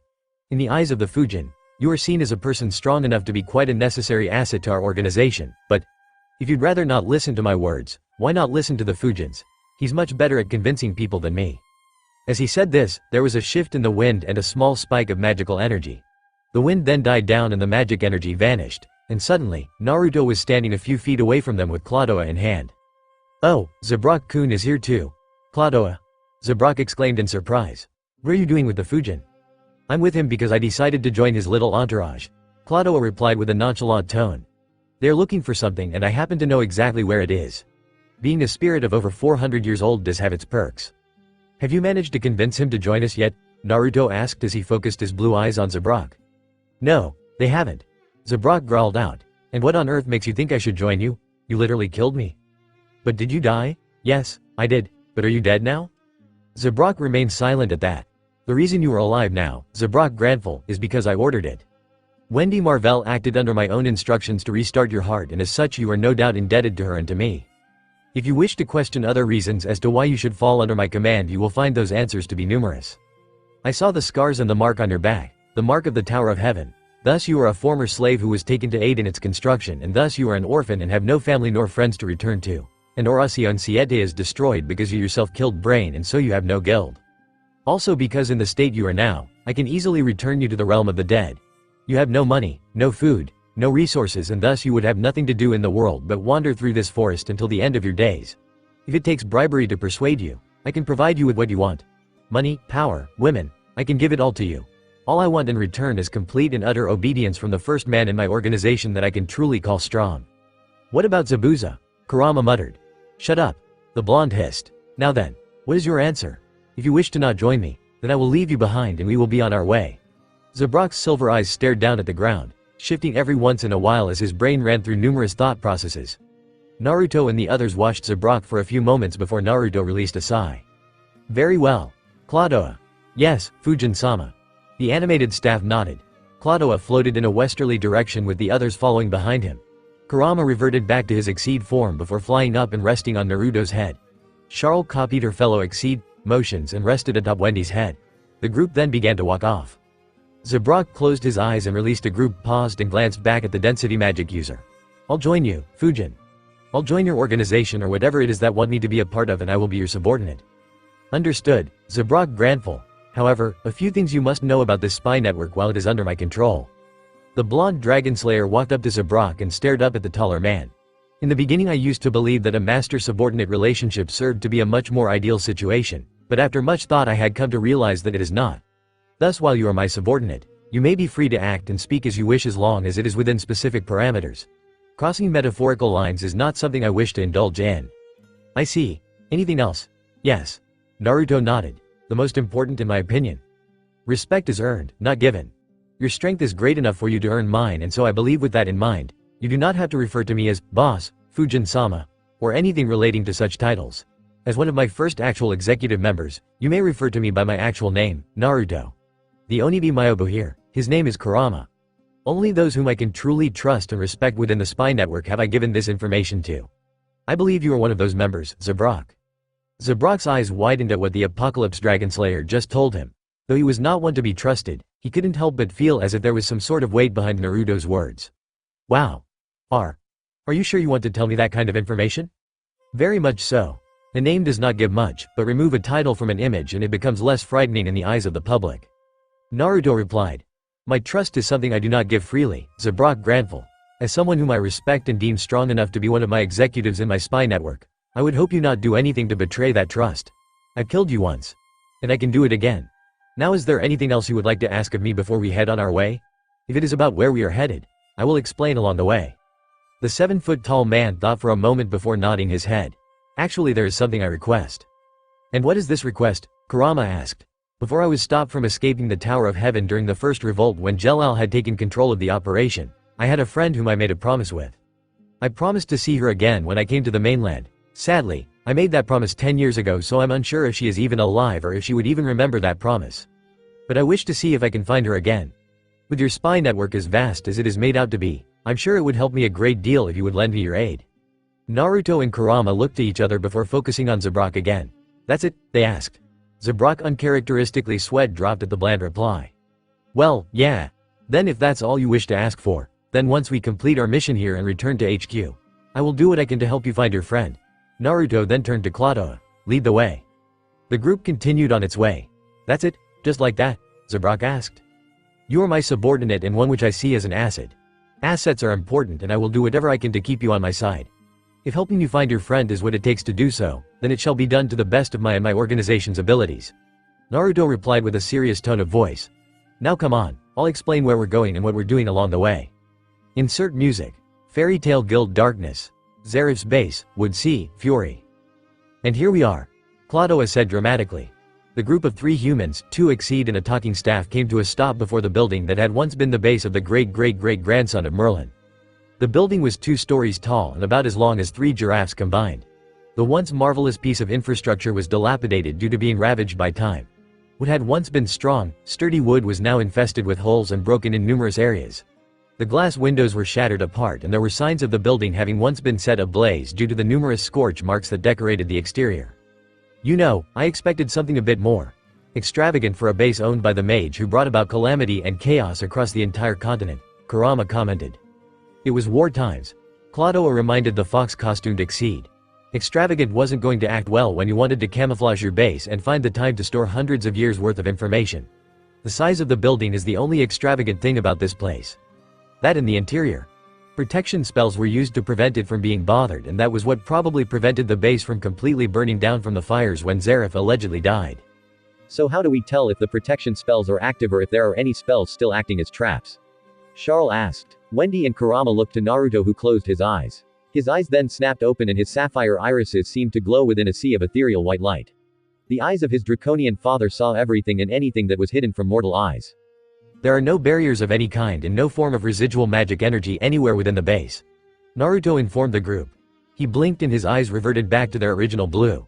We can enter the base without fear of being harmed. How could you do all that? Zabrak asked. Tell that there wasn't anything there. No magic, not even the magic of Zerif, can hide from the eyes of a dragon, was the simple reply. Kurama adjusted himself atop Naruto's head as the blonde entered the base. The others followed after the duo and began looking around the area. Cobwebs filled every corner of the room and covered a large majority of the wooden ceiling. The light of the sun that entered through the holes in the roof made the cobwebs seem like shining threads of pure silver. The remains of what was once expensive pieces of furniture were covered in dust and looked like they had been eaten away. Insects scuttled along the ground to hide in the shadows of the large base.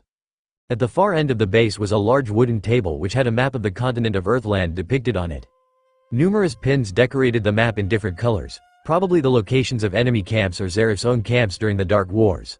Laying atop the map of Earthland were smaller maps depicting the several other countries and kingdoms that made up said continent. A map of Minstrel, one of Fury, another of Seven. It was astounding at how much planning and study one put into tactical warfare, and judging by the state of the contents of the desk, Zaref was no slouch when it came to warfare. However, what drew everyone's eyes was that the entirety of the length of Zaref's base, there were shelves. Each and every shelf had book completely filling it. The books varied in thickness and in the quality of their conditions. Some were in mint condition, as if they were brand new, while others were torn and weathered, practically unreadable, and when Wendy picked up one of those broken-looking books, it literally tore and fell apart. So many books. Charles commented.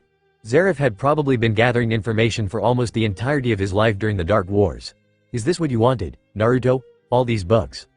Information is power, Charles. Naruto replied as he looked at the bookshelves, his eyes tracing their lengths. While strength and magic abilities are great to have, words can deal the greatest of blow to any person more than one's fists. For example, if the king, Tomoe Fury, had committed an act of adultery and someone knew of it, the person or persons that possessed that information would have the king under their thumbs, as the king would obviously want to keep such information from being KF his kingdom. Zabrak looked to his newly appointed superior. I know it was a hypothetical situation, but did the king of Fury commit adultery? No, Zabrak. The blonde deadpanned. Now then, what I want each and every one of you to do is to search through these bookshelves. Take any and every book that contains readable content. Currently, organization is not my concern, as all I require is the information these books contain. Understood? Aye, sir, was the unanimous reply. The group spread out and began to browse through the extensive library that Zaref had in his base. Naruto took note of the fact that the base contained just as many books as the Lubnius town library. Minerva Oba-san would love this place, the 110-year-old Dragonslayer thought. Naruto then headed to books nearest to the entrance of the base and observed the books, looking for those that were in a satisfactory condition. He then glanced down at the shelves themselves as he noticed what looked like a small piece of paper attached to the shelf. With a flick of his wrist, a small gust of wind blew away the dust and material that covered it. History? Naruto raised a perplexed eyebrow. He then looked at the books before him. Each shelf that was above the history label held at least 20 books, and each book was extremely thick, possibly close to 1,000 pages. 5 of these shelves were above the history label. Naruto then summoned forth another gust of wind to blow away the dust and soot that covered the books. The books that were old and tattered immediately fell apart, but the stronger books remained intact. The blonde scanned the books, taking out each and every book that was in a satisfactory condition. However, as he pulled out the 30th book that met his requirements, he paused at the next one as he caught sight of the title that was present on its spine. Merlin the First Mage. Naruto tilted his head in confusion as he withdrew the book from the shelf. He blew away the residual dust on the pages and cover. The book was a hardcover one and colored a mossy green with faded gold thread holding the pages together. The cover bore the image of an elderly man dressed in magnificent purple robes holding a wooden in one hand and a mighty sword in the other. The image of the stars flying behind him and a mighty dragon acting as if it were his guardian in the cover picture aided in enhancing the majesty of Merlin's image. Naruto opened the book and flipped through the pages to make sure they were not subjected to wear and tear. However, in the middle, flipping through one of the later chapters near the end of the book, his blue eyes narrowed as he caught sight of the title of the chapter. The Dragonslayer Blade was the title. Naruto, intrigued by the title, began reading softly to himself. I am Merlin. Some call me the First Mage, Commander of the Stars, Elemental Bender, and even the most powerful mage to ever walk the face of the planet, since I was bestowed upon with powers no human could possibly comprehend by the first Dragon King himself. Due to my loyalty to the dragons, I was gifted with a sword that was capable of slaying even the dragons themselves. It could break through dragon scales, tear through dragon flesh, shatter dragon bones, and burn dragon entrails with flames so bright and amazingly beautiful it was truly a weapon that could grant one a beautiful death. To be burned by the beautiful emerald flames of the blade that could fell dragons was to be judged by the dragons themselves. This blade's name was Durandal. Naruto paused in his reading as he turned the page to reveal the image of Durandal. A magnificent blade that put even Excalibur, Ascalon, and Caliburn to shame. Its beauty was that great. Its handle was pure platinum and had gold decorating the top and bottom of it. Its handguard was in the shape of a shallow crescent and was platinum as well and had 2 silver dragons decorating it. The pommel at the end of the handle was a dragon head that held a shining white crystal in its jaws. Its blade was a vibrant emerald green and had its name, Durandal, spelled out in runes along the length of the blade in vibrant gold. Durandal was the most beautiful and well-forged sword I had ever seen in my entire life. Naruto continued to read. I was truly blessed to have such a remarkable blade as my own. I wielded this sword to lead the army of humans during the early era of humanity. Orcs, trolls, wyverns and many other creatures of the land aimed to take the power of Durandal for their own when the tales spread of how I felled entire armies with it. A true statement, but in the end it put myself and my people in grave danger. I fought and fought and fought. I was already 100 years old and already I had spilled the blood of thousands with the blade of the dragons. Time passed and humans began to grow and develop and I ushered an era of peace for 600 more years. I rescinded my title as the ruler of humanity and allowed humanity to grow on its own, being the eyes of the dragons as I was intended to be as the world's first mage. Peace had reigned supreme and because of this, I used my magic to hide away Durandal. I split apart its powers into 3 separate blades and buried away the original blade, now merely an indestructible husk, deep beneath the grounds of the area that had become the kingdom of Camelot. My blades I made from Durandal. I enchanted them to make them sentient in a way, allowing the swords themselves to choose their wielders. I gave them fine names and fine appearances. A blade of gold which could ignite equally brilliant, golden flames, which I entrusted to my dearest friend and former lover, the Lady of the Lake.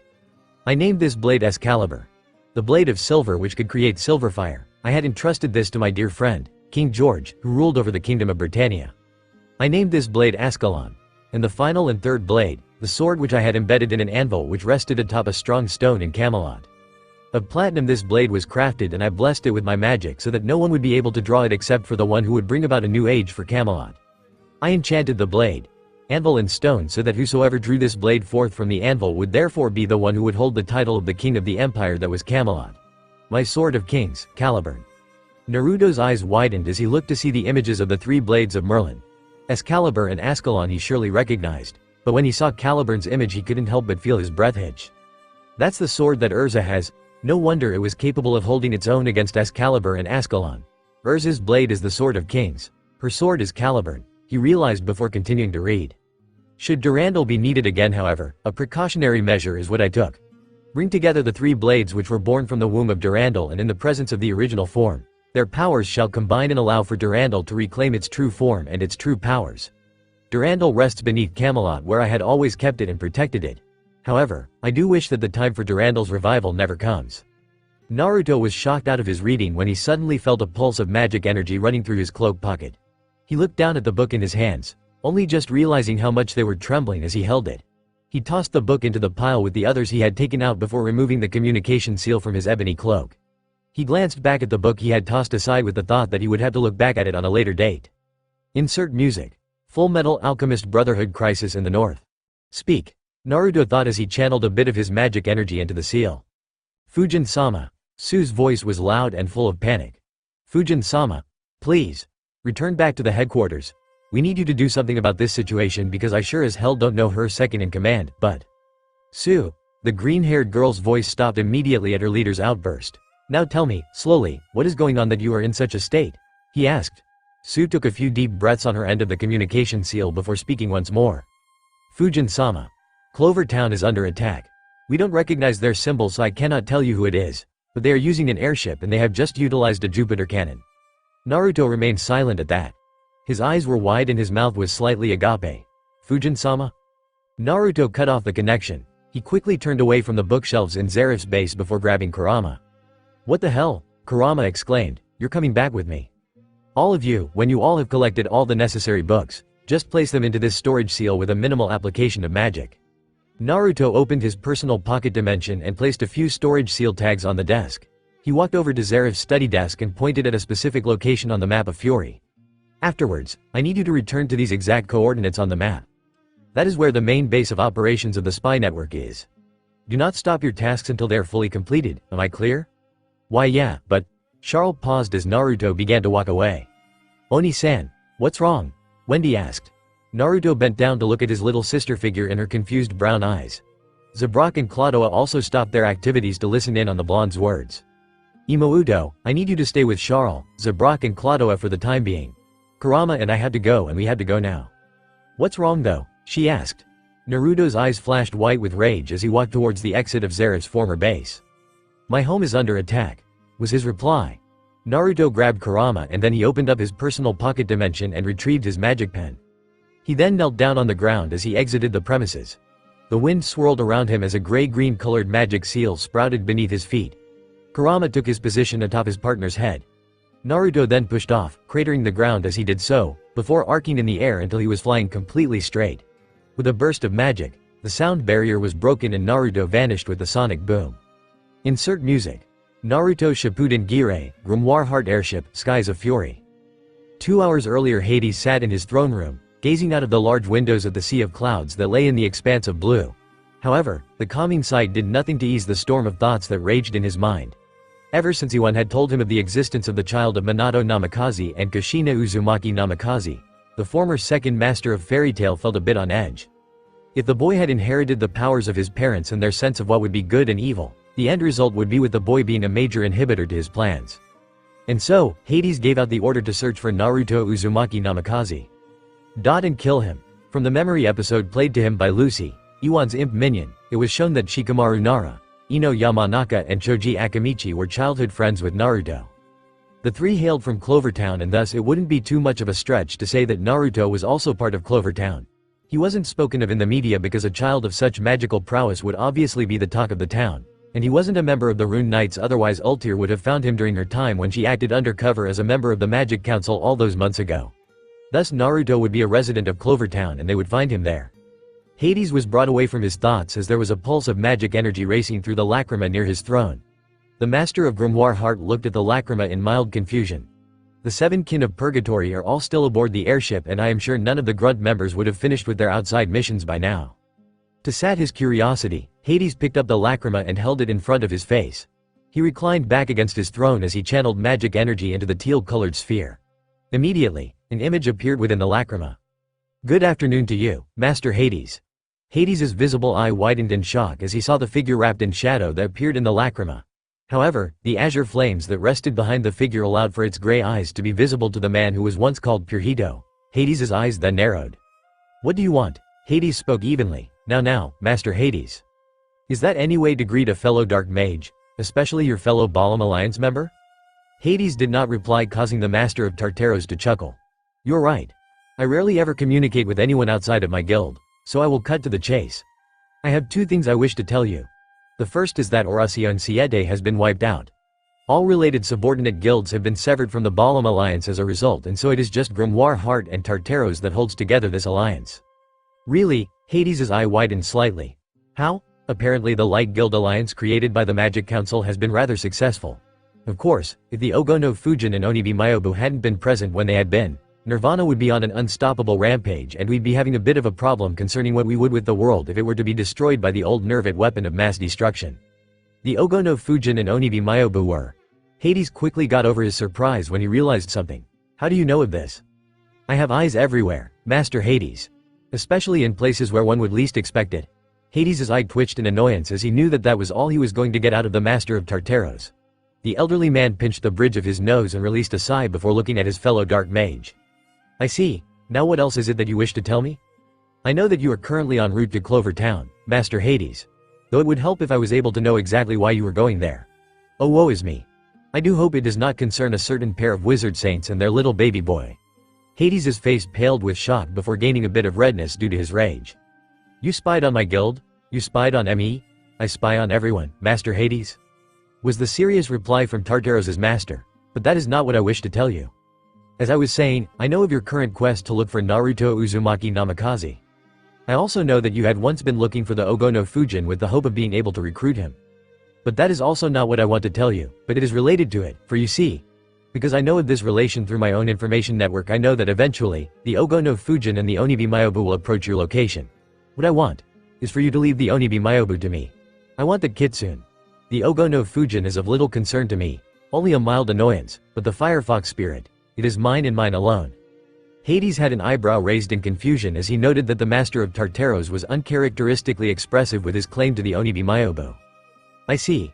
The elderly mage stroked his beard and thought, "But what would this have to do with me and my guild?" "Precautionary measures have been taken to ensure that the Onibi will be brought to me. Say hello to my titans for me, will you? These four tend to get a bit upset when I don't tell them goodbye before they leave on missions. The master of Tartaros chuckled. Good afternoon, Master Hades.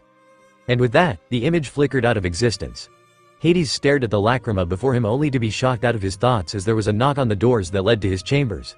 The elderly guild master looked up from the lacrima. Enter. The steel doors open as she walked up to her master and dropped down on knee, bowing her head to him. Master Hades, I'm sorry, I tried to reason with them and stop them but they wouldn't. She was suddenly cut off when four figures barged into her master's chambers. The first to enter was the familiar form of the light Titanslayer, Hyperion. His bronzed skin, golden hair and shining armor made him look as extravagant as ever. His trademark silver-headed spear was strapped to his back. The second figure was a man who had a muscular build, stood at a height of 6 feet like Hyperion, and had an angular face. His skin was very pale with a light tinge of blue, the shade that one would find on the skin of a man who had drowned. His hair was a deep shade of aquamarine, wavy in appearance and was extremely long, stretching down to the middle of his back. His eyes were a brilliant shade of sea green, but there seemed to be inner conflict present within them. One second they would be calm and collected and the next, they seemed to be filled with emotion that could not be tamed nor restrained. He was dressed in a suit of armor similar to that of Hyperion's, but was a dark shade of blue. Strapped to his back was a silver trident. The third figure was a male as well. Standing at a height of possibly 8 feet and bearing muscles that would put even the most well-built man or woman to shame, the man had an intimidating figure. His skin was a dark shade of brown, what most people would call black. He was bald, bearing no hair atop his head whatsoever, and he had a pair of coal-black eyes. He was dressed in black armor from the waist down and allowed for his well-sculpted upper body to be present in plain view. However, he did wear a pair of silver and black gauntlets over his hands, the knuckles being decorated with sharp spikes. The final figure was a woman, something which genuinely surprised Hades. Standing at a height of 5 feet and 8 inches, she was significantly shorter than her male companions, but she carried the air of confidence and strength that they all had. Her skin was a light cream color, shimmering almost as if it had been bathed in moonlight. She had long white hair, appearing silver in the sunlight, which reached just above her shapely rear. Her eyes were a startling shade of silver with flecks of gold in them which made them seem as if they had been created from a mixture of both pure metals. A brilliant characteristic which served to enhance the beauty she possessed. She had a very voluptuous figure with C-cup breasts and a build which was strong yet still held its femininity. She wore a silvery white-colored set of armor, but unlike her companions, she had no weapons. The four all bore an image which looked like a pair of hammers positioned in the shape of an X, the symbol of Tartaros, emblazoned on their right pectoral areas. The members of Tartaros bowed politely to Hades. Hyperion spoke. If you would like introductions, you would remember me as Hyperion. These three are my fellow Titanslayers. He gestured to each one as he introduced them. Oceanus, the Titanslayer of the ocean, Atlas, the Titanslayer of strength, and Phoebe, the Titanslayer of the moon. Master Hades, the three bowed in respect once more. We were teleported above your vessel, per our master's orders, in order to wait until the Onibi Myobu and Ogo no Fujin arrive. Atlas spoke in a deep baritone voice. We will not hinder or question whatever actions you and your subordinates do while we are aboard the airship, as we are merely here to ensure the capture of the Onibi Myobu. Oceanus's voice was soft and calm, but suddenly that emotion that flickered into his eyes every now and then made itself known. However, try to hinder us and we will strike you down like the vermin that you are. Hades was about to raise himself from his throne while Ultir had already had her lacrima ready to strike via her arc of time, but they watched as Hyperion slapped Oceanus across the face. Phoebe was the one to speak, however. Her voice was akin to that of what one would assume an angel's voice to sound like. I apologize for Oceanus's words, Master Hades.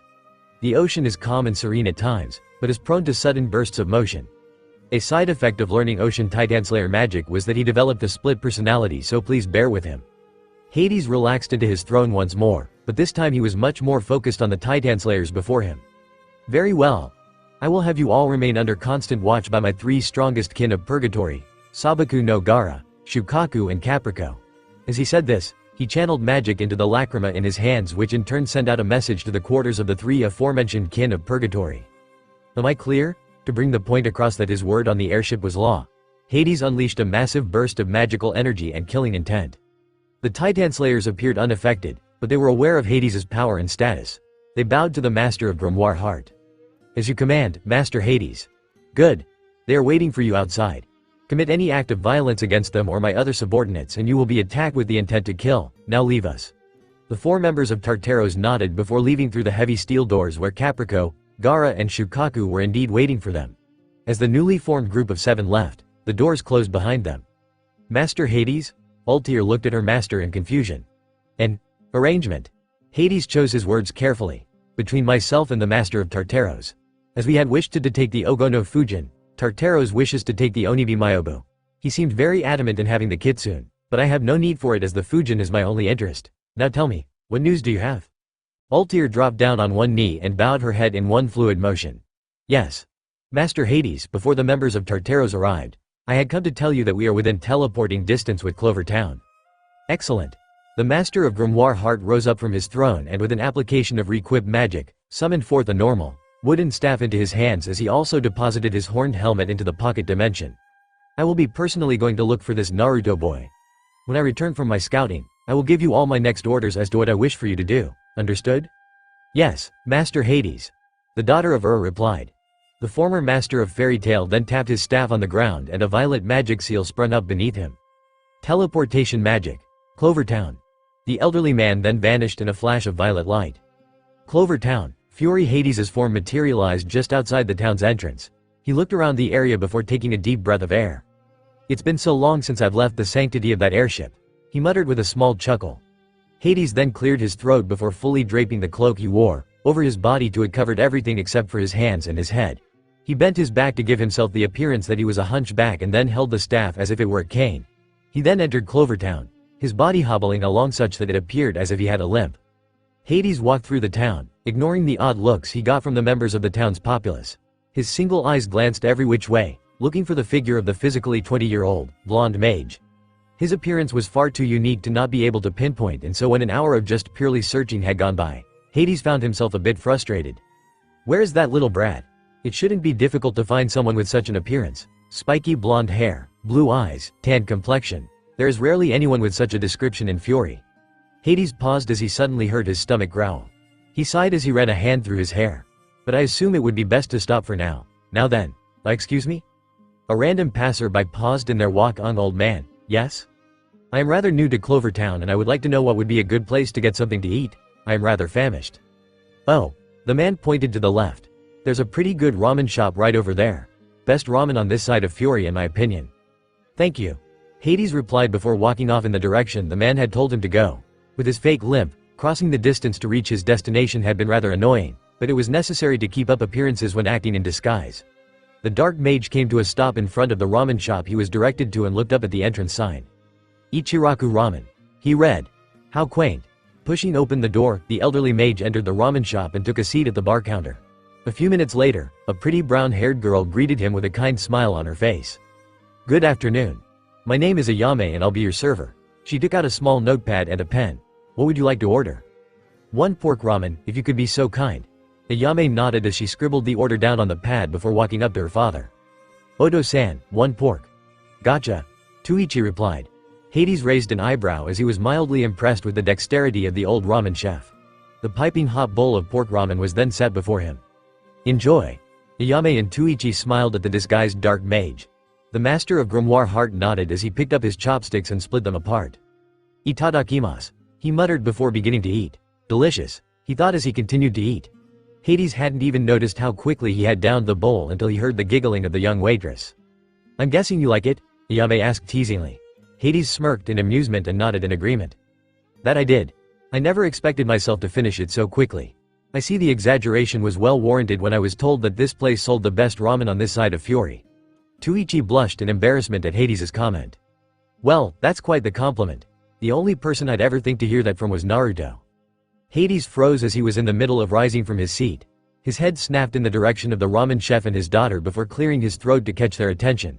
Excuse me, but who is this? Naruto? Can you describe him to me? He sounds familiar to me, the dark mage lied. Oh, Otuto is just one of the sweetest people you would ever come across. Loves our ramen to death and would kick people's asses if they belittled it. I see, but in terms of appearance, I'm more of a remember by appearances kind of person. Hades smiled kindly at them, completely hiding the dark grin he was inwardly sporting. Naruto-kun has spiky, blonde hair and it's so unbelievably messy that it can never be changed unless you wet it. Ayame giggled. He has blue eyes and 3 whisker-like birthmarks on each cheek. Does that ring a bell for you, sir?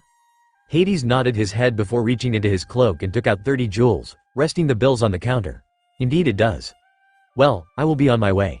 Thank you for the food. Hades then rose up from his seat and fake limped out the door as quickly as he could. Once he had limped a suitable distance away from the ramen shop, he straightened his back and slammed his staff on the ground.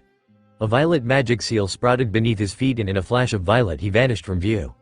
One Piece Let's Battle, Grimoire Heart Airship, Skies of Fury. Hades appeared in his throne room in a burst of light and magic energy before leaving his chambers. The doors slammed against the walls as he began to walk through the hallways.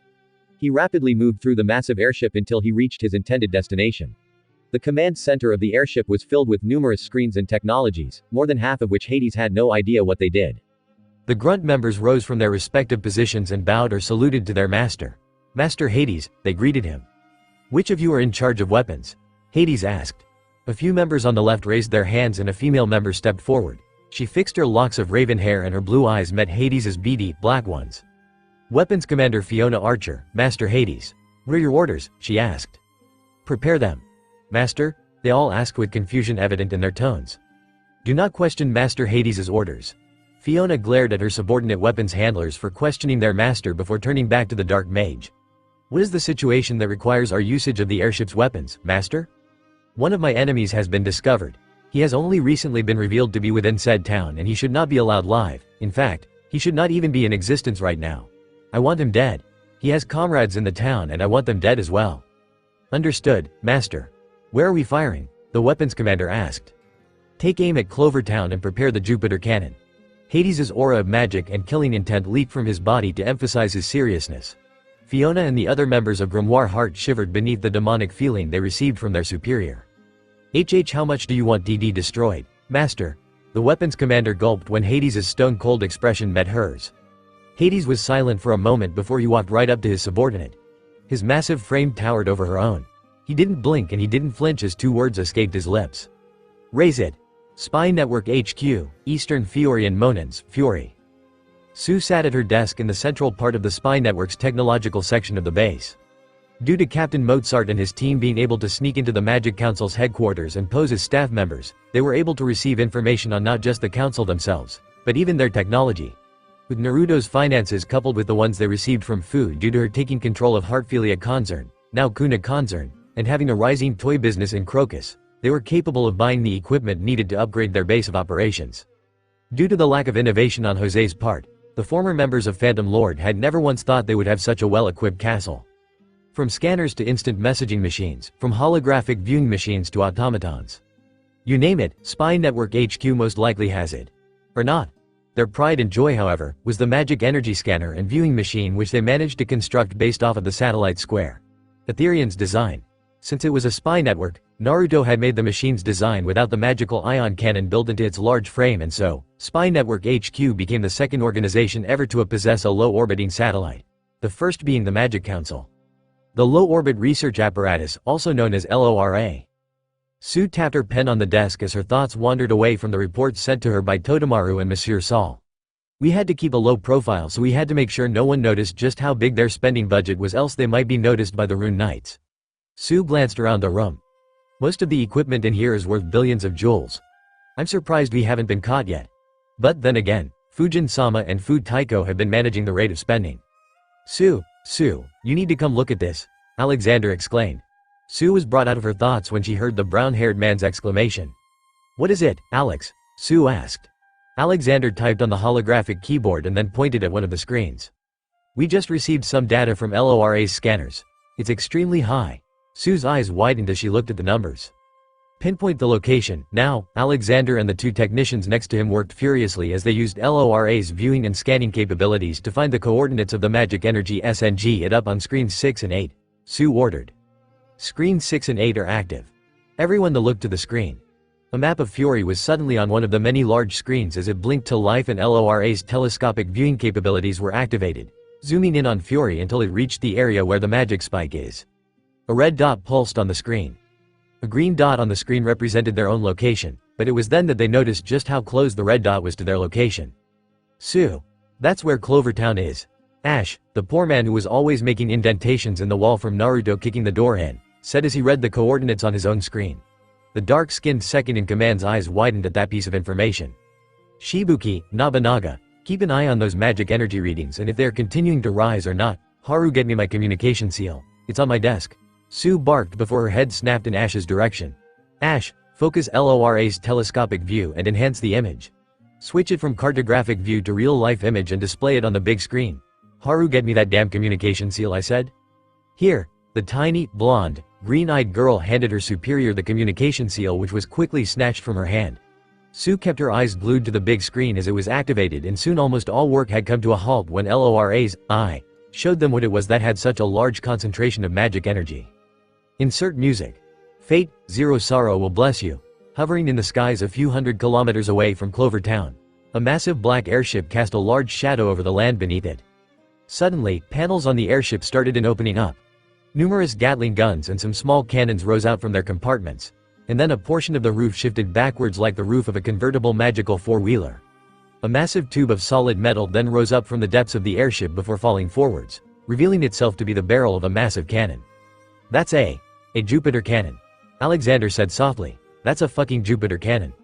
However, just as Alexander made the exclamation, the audio information relays from LORA filled their speakers and the sound of humming and whirring met their ears. The sounds of the Gatling guns firing their bullets and the small cannons firing were heard, physically shown in the form of red-orange dotted lines for the bullet trails, and lengthy, thick lines of blue showed the usage of the magic energy cannons. At Clover Town, buildings were seen going up in flames and collapsing. The screams of fear, surprise, shock and pain filled the air as the members of Spy Network HQ could only watch in horror. And just when things couldn't get any worse, the loud whirring and humming they heard had come to a halt and a massive orb of light appeared at the mouth of the lengthy tube of metal. The other weapons stopped firing as energy within the airship was rerouted to its superweapon. And thus, the Jupiter cannon was fired.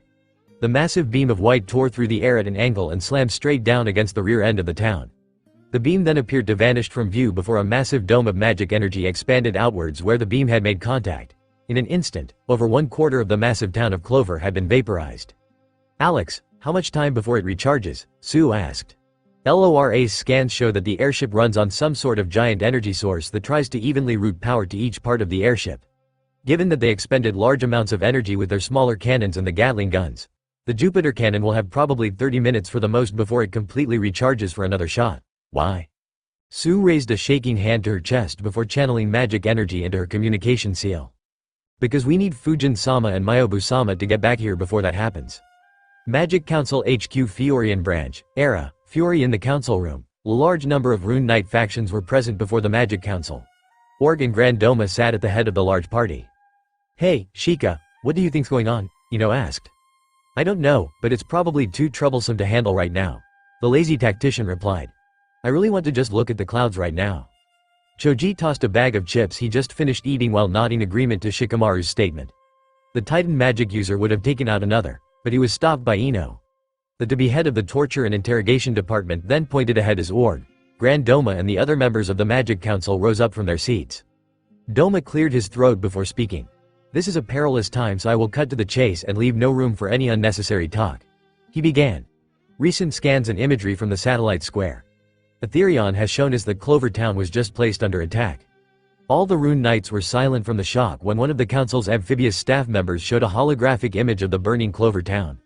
No, Ino gasped, her hands over her mouth as tears lined her pale blue eyes. This image was taken 2 minutes ago. The attack was shown to be orchestrated by this airship. The massive airship came into view with the guild symbol on its side being shown in clear sight. Grimoire Hart's airship. This brought about more stunned silence before Org broke it. Head Counselor Grand Doma and I have decided to organize a search and rescue operation. You go in and take any survivors, and once you find enough that you can carry, you teleport back here to headquarters and then go back again to collect more people. You move swiftly and efficiently. Any and all Rune Knights willing to participate, please step forward. At least half of the Rune Knights in the room stepped forward. Shikamaru, Choji and Ino were a part of that large group. Those that didn't immediately exited when they received a disappointed glare from Org. Those of you that are here, do not waste time, go to Clover Town and perform your duty, go. The Rune Knights stamped their feet down as they stood at attention and saluted to their superiors. Yes sir, Clover Town. Fury in a flash of violet light, Shikamaru, Ino and Choji appeared among the burning wreckage of what used to be someone's home. Screams of fear and pain immediately their ears, but they didn't let it bother them much. Immediately after getting their bearings together, the Rune Knights raced off in each and every direction and began to help those who were affected by the attack of Grimoire Hart. Come on, Ino said as she eased a young woman onto her shoulders. Look at it this way, the pain means you're alive. Now's not the time, Ino. Choji and Shikamaru said as they also took their own victims. Rune knights that were beside them quickly took the victims off their shoulders before they raced off towards the hospital. The building was not as destroyed as most, having lost only a portion of its walls and the entryways due to the gun and energy cannon fire. The patients, nurses and doctors in the hospital were quickly ushered out as the Ino Shikacho trio appeared. As they were helping a nurse who had a broken leg, they heard a cry of surprise. Ino, Shikamaru, Choji, Sakura. The three were each wrapped in a hug by a crying Sakura Haruno. I thought I was going to. There was. I don't know what happened or why, it's just that one moment I was fixing up some bandages for a patient and the next thing I know there was gunfire and explosions. Sakura began to break down, falling to her knees as the trauma caught up with her. I was so scared. Look, Sakura. Ino handed off the nurse to Shikamaru as she helped comfort Sakura. I know this is bad, downright shitty even, but now isn't the time to cry and sit around. We need to take you back to the Magic Council HQ for you to get patched up by our own Medi. Ino then vanished in a burst of purple light with Sakura as she utilized her teleportation magic. Shikamaru and Choji did the same. Once the hospital members had been dealt with, the trio then moved on through the destroyed streets. However, they came to a sudden stop when a massive boom echoed through the air. What the fuck? Ino looked around in the air for whatever it was that caused the boom. What was that? Choji, an explosion? I don't know. The rotund rune knight replied. Shikamaru continued to look around the skies before he spotted something. He pointed up into the sky. Whatever caused that boom, it just broke the sound barrier. That was no explosion and it's right there. As he said this, the object in the sky suddenly streaked down towards the ground, vanishing behind one of the taller, burning structures. Come on. As troublesome as it is, we had to check it out. Clover Town, Fury. There was a sonic boom as Naruto and Kurama appeared. It had taken him just over 15 minutes to reach Clover Town from the Wood Sea. He had moved faster than he had ever moved before in his life, breaking the sound barrier multiple times in a single shot. He was most likely going Mach 2 by the time he crossed over the Wood Sea and reached civilization. Naruto came to a halt when he reached the area of Clover Town. When he had heard Sue's message, he had hoped that he had made it before the Jupiter cannon could be used, but unfortunately, that was not true. He dropped down on the ground, pulling down his face mask as he did so, displaying his full shocked expression to the world. Kurama leapt off of his head and sprouted his wings. They walked through the burning crater that was once the rear area of Clover Town. Naruto's eyes then widened as he caught sight of the destroyed areas of the town where bodies were strewn about, bleeding, dying and or already dead. Please let them be alive. Please, I pray to you two-san. Let them be alive. Naruto and Kurama sped through the town before reaching Ichiraku Ramen where the building was half destroyed. Naruto and Kurama looked to each other and then back at the destroyed restaurant. Ayame ne-chan. Ji-chan. Naruto's voice echoed through the air as he shoved aside the pieces of rubble and glass. The groaning and pain-filled bodies of customers of the popular ramen shop were scattered about. Naruto quickly conjured up a powerful gust of wind to get rid of the dust and soot before Kurama sniffed the air. His eyes then widened as he picked up on the scent. Over there, he shouted. Both Exceed and Apocalypse Dragonslayer tore through the rubble before reaching where Kurama had pointed. Ayame. Kurama flew down to Ayame's form. She was laying on her stomach and there was a small pool of blood beneath her that was steadily growing larger. Her legs were crushed beneath a large piece of what used to be the ceiling. Kurama quickly coated his feline paw with fire and began to work on breaking the rock into tiny pieces. Naruto had found the arm of Tuichi draped over a rock, hiding the rest of the body from view. Ji-chan. Tuichi Ji-chan. Naruto reached for the arm, but when he went to pick it up, his eyes widened when all he had picked up was just the arm. Tuichi Ichiraku was nothing more than an arm, and looking at where the arm led, Naruto's breath hitched as he saw a massive pool of blood beneath a large piece of rock. No. No.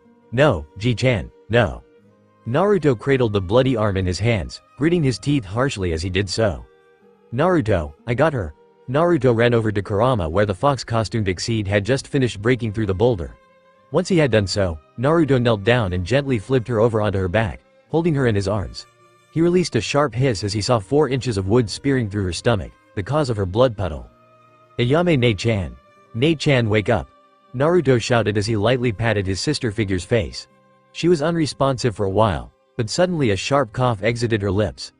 Naruto and Kurama breathed sighs of relief when her brown eyes flickered open. En Naruto-kun? She wheezed. Oto-oto? Yes, ne-chan, it's me and Kurama's here too. Naruto. Kurama. What happened? I remember. Ayame winced as blood flowed from the wound on her head. I remember gunfire and explosions and then. Ayame coughed and wheezed. Naruto shifted her on her side before the brown-haired waitress coughed up a glob of blood. Ne-chan. "Nei-chan, listen to me. It's going to be alright," Naruto said soothingly as he held Ayame tightly. "Close your eyes and rest. The Rune Knights are here, so that means Shikamaru, Choji and Ino must be here too." Ayame nodded her head as allowed herself to drift into the bliss of unconsciousness. "Naruto? Kurama?" The voices of the Ino Shikacho trio reached their ears and caused them to snap their heads in their direction. "You guys," Naruto exclaimed. "You're really here." Ibeo, unaware of the verbal tic he just developed, he ran towards the three of them while Kurama flew beside him. "What are you two doing here?" I just felt like coming back here for a visit because I felt bad about how I acted during Sakura's birthday and how I just stormed off. But then we found this, and Ayame Nei-chan was." Naruto clutched the brown-haired girls tighter. Their eyes widened in shock as they saw the bleeding form of the ramen waitress. "Naruto, Kurama, listen to me.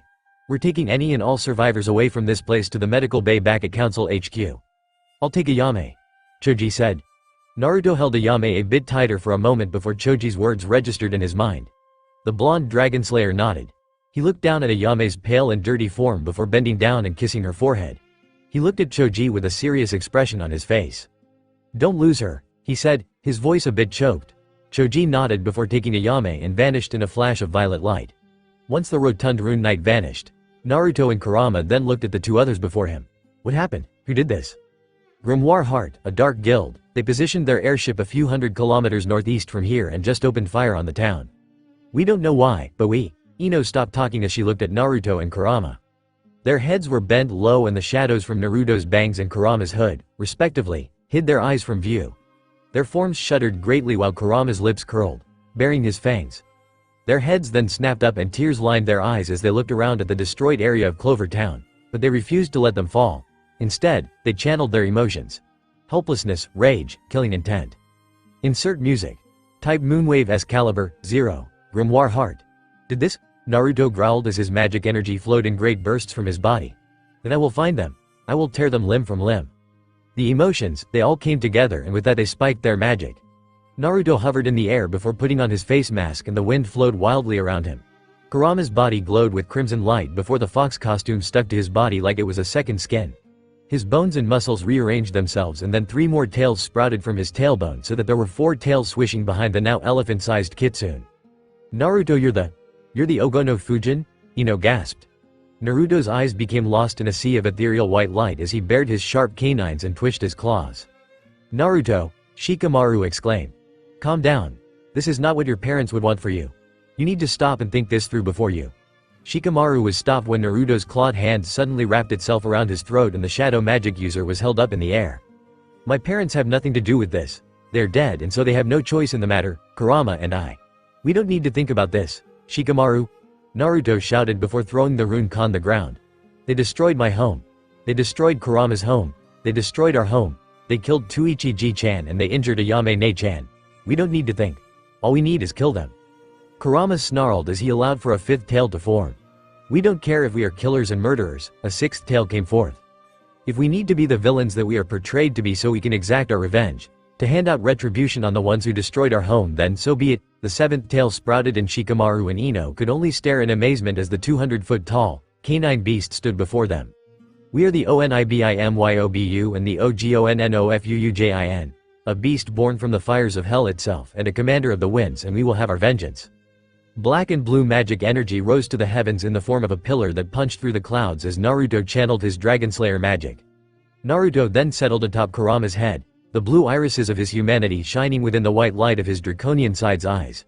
Kurama then released a howl and raced off towards the airship of Grimoire Heart. Trees were tramped and uprooted, the earth was torn asunder and the heavens themselves seemed to quake as the powers of the Ogono Fujin and Onibimyobu raced out in pulses. In a matter of seconds, the mighty 7-tailed Kitsune already had the airship in its sights. Naruto and Kurama bared their fangs. The 2 SS-class criminals then inhaled deeply as Kurama skidded along the ground to come to a stop. Their jaws opened. Magic energy swirled around in the atmosphere before gathering into a compact sphere in Naruto's maw. He then swallowed the energy orb and his body bloated slightly as steam billowed out from the spaces between his upper and lower teeth. Kurama's tails then arched over his and Naruto's bodies and came to a stop over his jaws. Negative red Eternano and positive blue Eternano swirled around and became a compact sphere of dark purple and black energy. Like Naruto, he swallowed the magic energy orb he had created and his body bloated greatly while steam exited his jaws. When their bodies hit their bursting points, they reared their heads back and unleashed the magic energy in their bodies. Mokashiryu no Hokoo Bijuudama. Two powerful beams of pure eternano streaked through the air at breakneck speeds. Black and blue mixed with bright white edged and crimson to become a massive energy blast that punched through the center of the airship as if it was made of tissue paper, and the beam continued to rise skywards, vanishing into the clouds before exploding outwards. From below, it appeared as if the Dragon King himself had set the sky alight with his powers. The blast wave of the energy explosion slammed into the Grimoire Heart airship and served to deliver even more damage as the airship also began to explode, going up in flames and breaking apart. Naruto and Kurama panted as they placed a great deal of magic energy and emotion into their attacks. However, as they watched the airship about to go down in flames, their eyes widened when the airship suddenly froze in midair. Then, everything just seemed to go in reverse. From even the tiniest piece of shrapnel to the fires of the explosions, the airship of Grimoire Heart began to repair itself. What should have been a smoking, burning crater of twisted metal and fire, was completely unharmed. It was as if time itself had been rewound and the Dragon of Time had smiled upon the members of Grimoire Heart. No, both Onibi Myobu and Ogo no Fujin roared in anguish and frustration at seeing their attacks having done absolutely nothing. "I'll kill them. I'll tear them apart and make them forever rue this day." Naruto tensed his leg muscles before pushing off of Kurama's skull and flew towards the front of the airship before punching the glass. However, as he skidded along the steel floor of the airship, his white and blue eyes widened when four figures suddenly raced past him and out of the hole he had created. Naruto snarled and was about to race after the four unknowns when he suddenly felt a presence appear behind him. He didn't think, he didn't pause when he spun around. He just acted. He launched himself forward and with a bestial roar he plunged his clawed arm forward. The figure he was attacking raised an arm to block the claw strike, but Naruto suddenly gathered Eternano in his palm.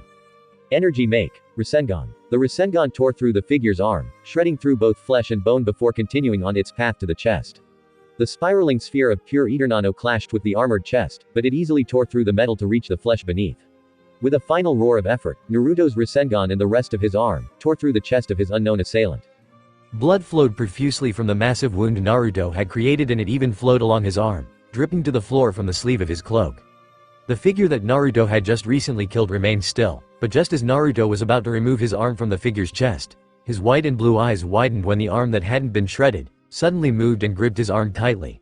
The figure's body shifted and jumped as it began to laugh, and suddenly the head of the man he had just killed snapped upwards.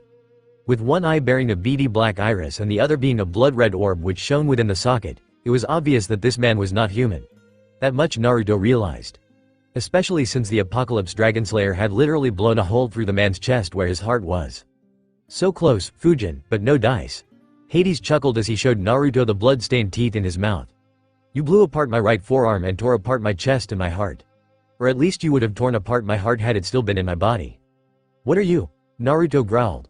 He brought his leg up, swirling wind currents spiraling around it to deliver a Fudon Senpu Kyaku to destroy the man's innards. However, before Naruto could deliver the blow, Hades' eyes shone brighter than before and the blonde suddenly felt his body freeze. "Lost magic. Eye of the Demon King," Hades spoke darkly. Naruto grunted as he tore his arm free from Hades' grasp and from the hole in his body, blood flying everywhere as a result. Naruto grunted, holding his head as he felt a bit disoriented. Hades suddenly extended his arm and silvery white chains of energy rushed towards him. Chain magic. Bind. The energy chains didn't even have time to wrap themselves around the Apocalypse Dragonslayer as Naruto opened his mouth. He inhaled deeply and the physiology of his lungs and stomach became that of his draconian fathers, swallowing the energy and absorbing it as it diffused into his maw through his face mask. Naruto paused as he shook his head to rid himself of the dizziness brought about by Hades' demonic, crimson eye, and his ears twitched as he heard the sound of running and felt the killing intent from Hades. Naruto leapt to the side to avoid the attack, but suddenly he was forced to duck as he sensed an approaching object. He then rolled on the ground and sprung up, leaping into the air and going into a backflip to avoid the three other objects that tried to hit him, but as he landed on the ground he was hit by a large energy chain that sent him skidding to the side. Arc of time. Luminous minutes. Naruto looked around and his eyes widened when he saw numerous amounts of teal-colored orbs surrounding him. A snap of one's fingers then echoed through Hades' chambers and the orbs shone brightly with energy before they shot forth at a rapid pace.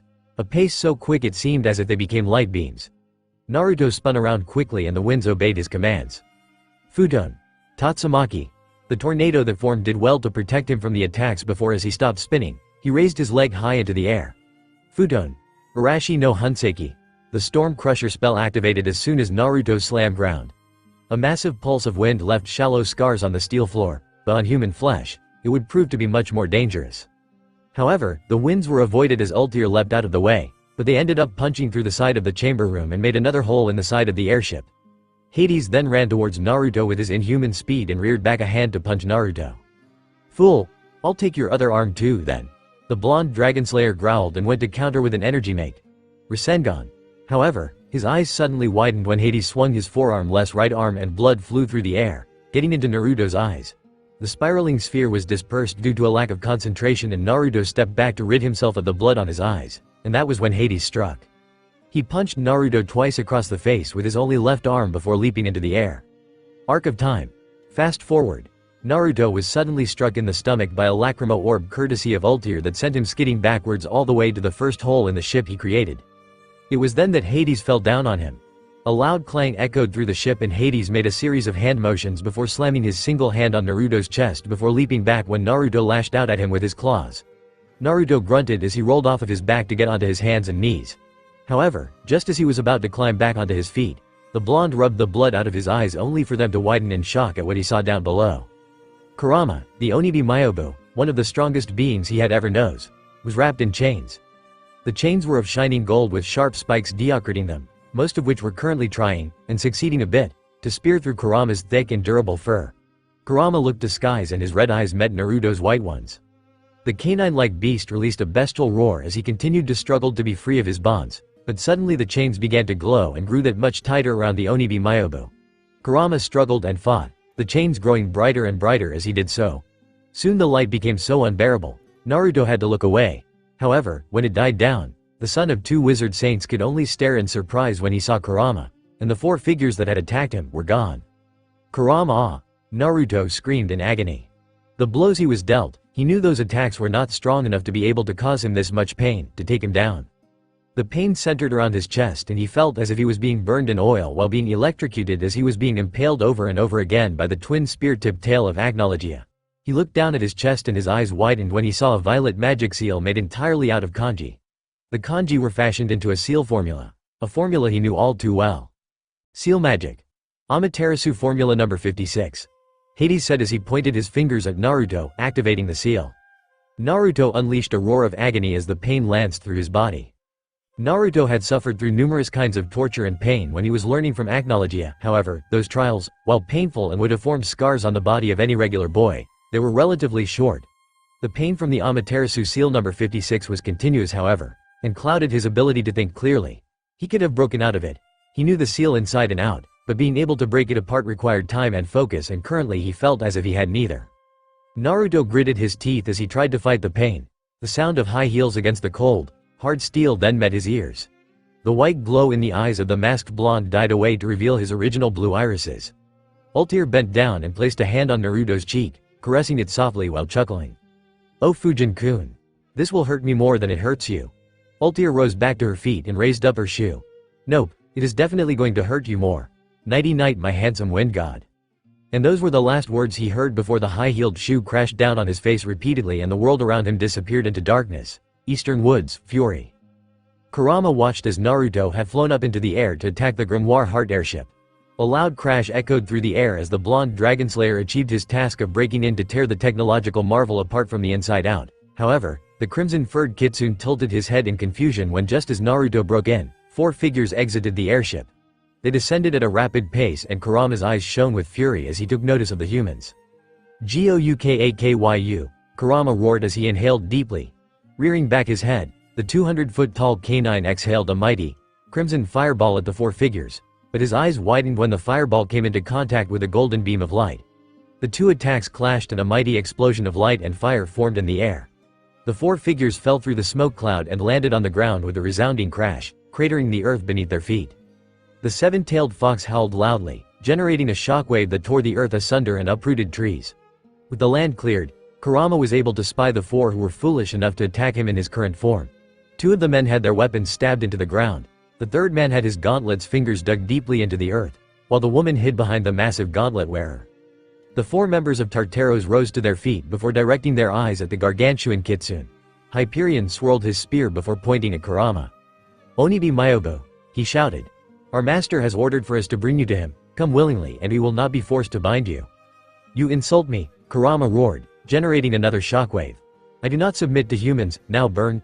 Kurama's eyes shone brightly before he expelled a wave of fire from his mouth.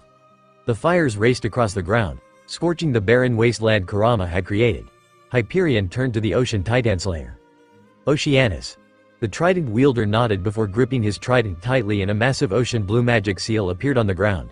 His sea-green eyes appeared to shine as a large aura of magic energy formed around him. The earth itself began to shake beneath the magic seal before large towers of water rose up from the ground. Utilizing his powers over water, Oceanus had summoned forth the water from the underground aquifers before manipulating it. Umi no Kyojin no Suijinheki, Ocean Titan's water encampment wall. Oceanus declared as the water he summoned manipulated itself into a giant wall. The fires of the Onibi Myobu slammed harshly against the massive water wall. The ground shook from the force of the collision and Oceanus grunted in effort to keep the wall intact. However, steam began to rise as Kurama's never-ending fires evaporated the water wall. The fires continued onwards as it tore through the wall of steam, but this time, Hyperion intervened. Hikari no Kyojin no Hanshiteki Kagami, Light Titan's reflective mirror. Spinning his spear rapidly, light energy built up around the weapon before Hyperion slammed the lengthy weapon into the ground. A massive burst of magic energy appeared in front of the Titanslayers and suddenly a massive golden magic seal appeared. Energy flowed from the seal, expanding rapidly, and formed a massive circular barrier of golden light. The fire blast from Kurama impacted with the shield of light and Kurama's eyes widened when he saw his attack was suddenly bounced right back at him at twice the speed and twice the force. Kurama snarled and crossed two of his tails in front of each other in an X formation. The kitsune was sent skidding backwards from the impact of his own attack, knocking down numerous trees as a result. Hyperion's light barrier then flipped itself over and bent outwards so it looked like a lens of some sort. "Phoebe, attack," was the light Titanslayer's command. The white-haired Titanslayer nodded when she raised her hands high into the air. Like the color of moonlight, a flash of silvery white light gathered into her palms, compressing into a spherical shape that resembled the full moon itself. Phoebe then held her hands out in front of her.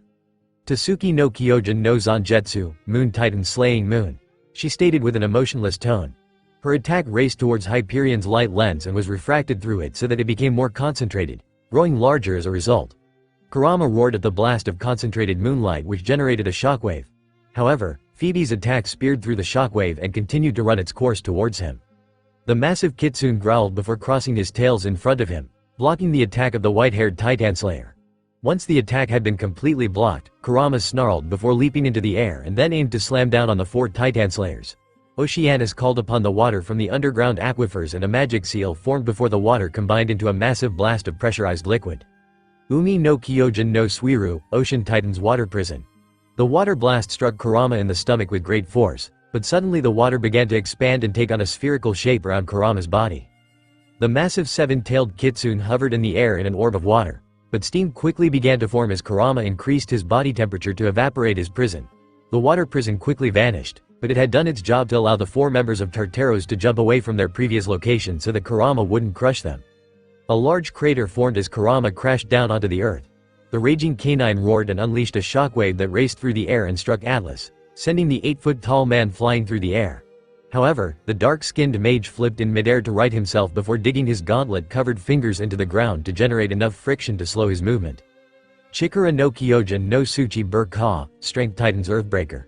The Titanslayer of Strength then dug his fingers even deeper into the earth and in an amazing display of physical prowess, wrenched free a large piece of the ground that about the size of one of Kurama's claws. Atlas flung the piece of stone like it was a beach ball, visible wisps of air resistance forming around it to show just how fast it was flying. "Insolent human! Do not think that mere pebbles can defeat me," Kurama roared as he caught the boulder with one of his tails. He flung the pebble back at Atlas, but the strength Titanslayer rolled to the side to avoid it before running over to one of the trees that outlined the scorched wasteland Kurama had made into their battlefield. He grabbed two of the large trees in either of his hands and wrenched them free from their earthen confines before tossing them into the air. Leaping after his newly formed weapons, Atlas spun around and launched two powerful kicks at the trees. They spun through the air like drills, aiming to spear through Kurama's body. The kitsune's eyes glowed with unbridled fury before roaring, unleashing a tongue of crimson flame that turned the trees to ash. The fire stream continued on its path towards the airborne Atlas, but a wall of water, courtesy of Oceanus, prevented the dark-skinned mage from dying a fiery death. Kurama thundered across the destroyed area of forest and went to attack Oceanus and Atlas, but two bursts of gold and silver light slammed into the Kitsune's side, sending him skidding along the ground. Kurama growled as he looked at Hyperion and Phoebe. The Titan Slayer of Light then surrounded his spear with golden light while Phoebe generated an orb of silvery light. Tasuki no Kyojin no Kuuki, Moon Titan's atmosphere. Phoebe had thrown her orb of light before Hyperion had unleashed his spear. Kurama went to bat aside the seemingly weak projectiles with his tails, but as he struck Phoebe's orb of moonlight, his eyes widened when the orb had burst apart like a bubble and coated his body with a silvery light. Kurama's then became even more surprised when he found himself to be as if gravity had relinquished its hold on him. The Moon Titan Slayer's spell had generated an atmosphere similar to the moon's in which the force of gravity was now 1/8 of its original value. This resulted in Kurama being wide open to receive Hyperion's spear. Hikari no Kyojin no Ikoden, Light Titan's flare bomb. The golden spear slammed into Kurama's hovering form and generated a powerful burst of light. Due to Kurama's current state, the explosion had sent him flying back further than one would have originally thought. He tore through numerous trees before tearing a massive trench in the ground, and Kurama had to stab his tails into the ground to stop himself as well as anchor his body to the ground. That should have blinded him, Hyperion stated as he watched the Kitsune rub its eyes while blinking rapidly. Umi no Kyojin no Aranami, Ocean Titan's raging waves. Oceanus slammed his trident into the ground and the water in the air condensed while the earth shook when pillars of underground liquid burst forth from beneath the earth's surface. A massive wave of water streaked towards the Kitsune, but Kurama's sense of hearing allowed him to leap over the attack before crossing two of his tails in front of his face when Atlas pelted a large piece of earth and a tree at him. Four of Kurama's tails then reared up like serpents before digging into the ground. The four Titan Slayers' eyes widened when the earth began to shake and rumble before Kurama's tails had appeared beneath them. The large tails then quickly wrapped themselves around the members of Tartaros, but Atlas had reacted quickly enough so that his arms weren't bound by the rear appendages. Due to his large level of durability and endurance, Atlas swung his arms back before bringing them forward at a rapid pace. His hands clapped together with a tremendous amount of force that generated a massive shockwave. Chikara no Kyojin no Hekiriki, Strength Titan's thunderclap. Though the shockwave itself did nothing against the fire-breathing fox, the sound wave that traveled along with it had reverberated through the Kitsune's inner ear. Kurama howled in pain as the sound waves attacked his ears, resulting in him loosening his grip on the four Titan Slayers. The members of Tartaros broke free of their bindings before they looked to each other. With Kurama's two most important senses, sight and hearing, being compromised, and his attention split between fighting and keeping himself anchored to the ground due to Phoebe's spell still being in effect, now was the best time to capture the object of their master's desire. Kurama opened his eyes, his vision only slightly blurred by now, just in time to see the Titan Slayers of Tartaros take their positions to surround him. Umi no Kyojin no Suiru. The water prison encased Kurama once more. As Kurama was held in the water prison, Hyperion and Phoebe looked to each other and nodded.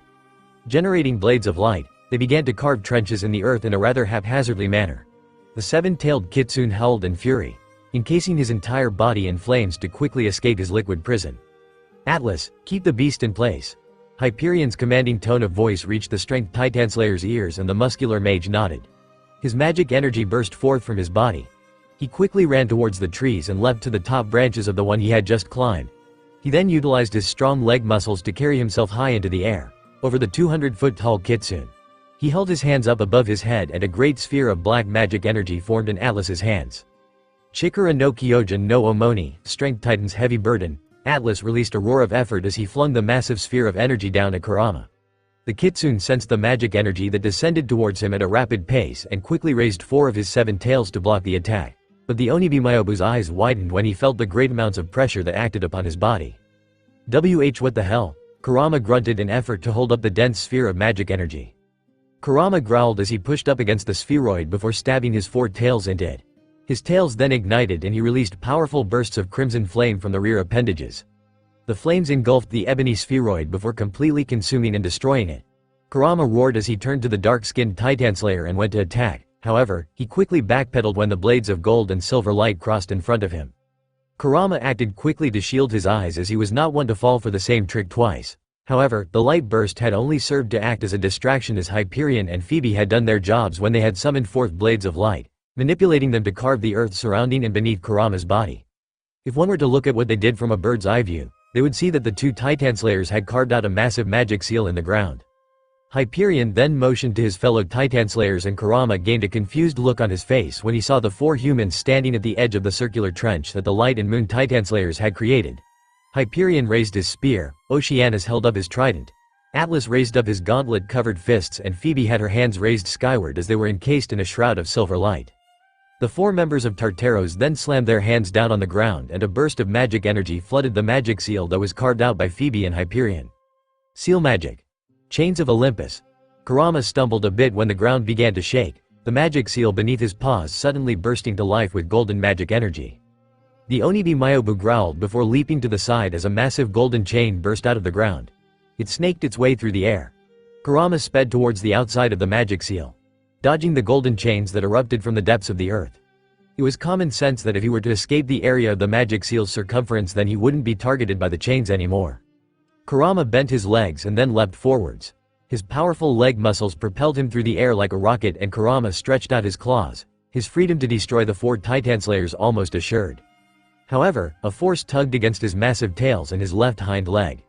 Kurama fell to the ground, his claws at the edge of the magic seal. The light of the magic seal almost appeared as if it were taunting the magic kitsune's attempt at freedom. Kurama roared as he dug his claws into the ground, but the more he struggled, the more chains that came from the ground to bind him. 2 chains bound each of his tails, 1 chain wrapped around each of his 4 limbs. Another snaked its way around his neck and pulled him down to the ground. Kurama went to breathe out a tongue of flame to attack Hyperion, who happened to be in his line of sight. But 2 more spiked chains of golden energy arched around the kitsune's maw and snapped it shut before the crimson flames could even have a chance to escape his throat. Kurama howled, encasing his entire body in fire in hopes that he could burn through the spell, but to no avail. His ears twitched when he heard the chuckle from Hyperion. Kurama growled and glared at the light Titanslayer as the light of the magic seal grew even brighter, the chains glowing brighter as well. "It is time you met your new master, Onibi Myobu." A blinding flash of gold blinded Kurama and then everything went black. End flashback, 2 steps from Hell-Moving Mountains. Prison level, Tartaros Guild, underground, Fury. Kurama's eyes snapped open and immediately looked around the area he was in. The area was composed entirely of hard, dark brown stone that appeared to look like an obsidian color at first glance. There were no openings in the area, it was just a hollowed-out area of stone. No cage-like appearance, no prison bars, it was just a room of rock. The only source of light was burned with an azure flame. Stalactites hung from the ceiling, condensed water descending from their tips to the ground with a dripping sound that echoed through the area.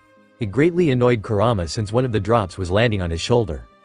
However, it was as he noticed the wet spot on his shoulder that he took notice of his appearance. He was in his Exceed form, fox costume and all.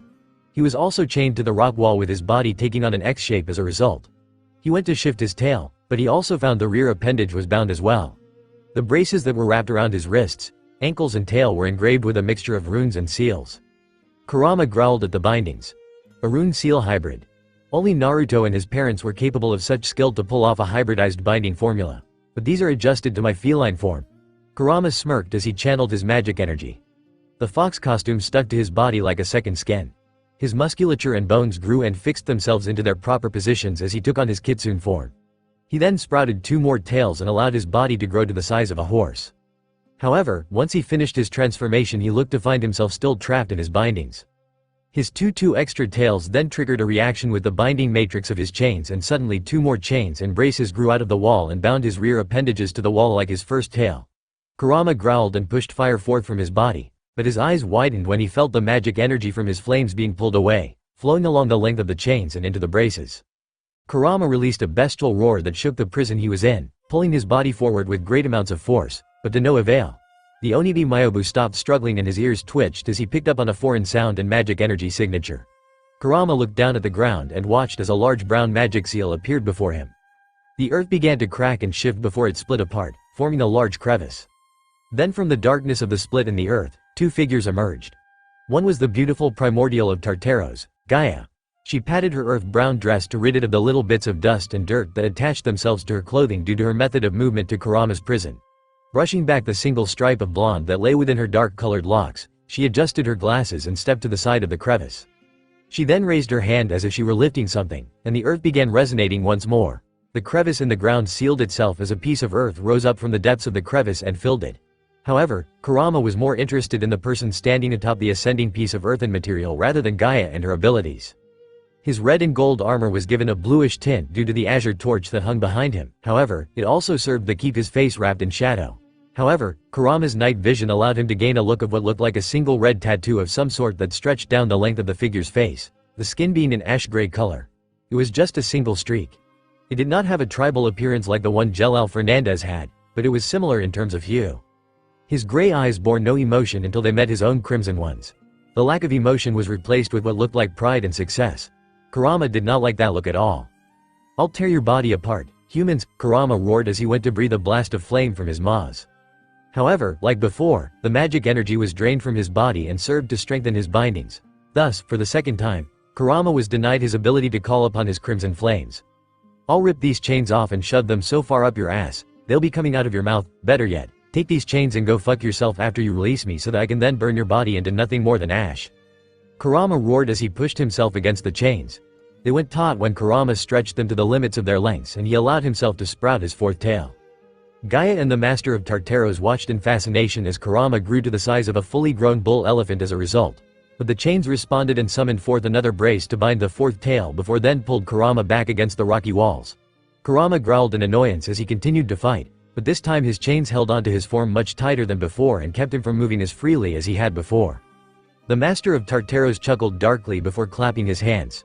"Truly you are an amazing creature, Onibi Myobo. I am so very glad I chose to capture you rather than the Ogo no Fujin since this makes the game much more fun." "Game?" Kurama snarled. "You attack me, bind me, and it's obvious by your demeanor that you wish to either use me for your own purposes or try to bring me over to your side. Well, fuck you." Gaia-chan, add high level of intelligence, and foul-mouthed, to the list of characteristics of our new pet. "Pet?" Kurama roared.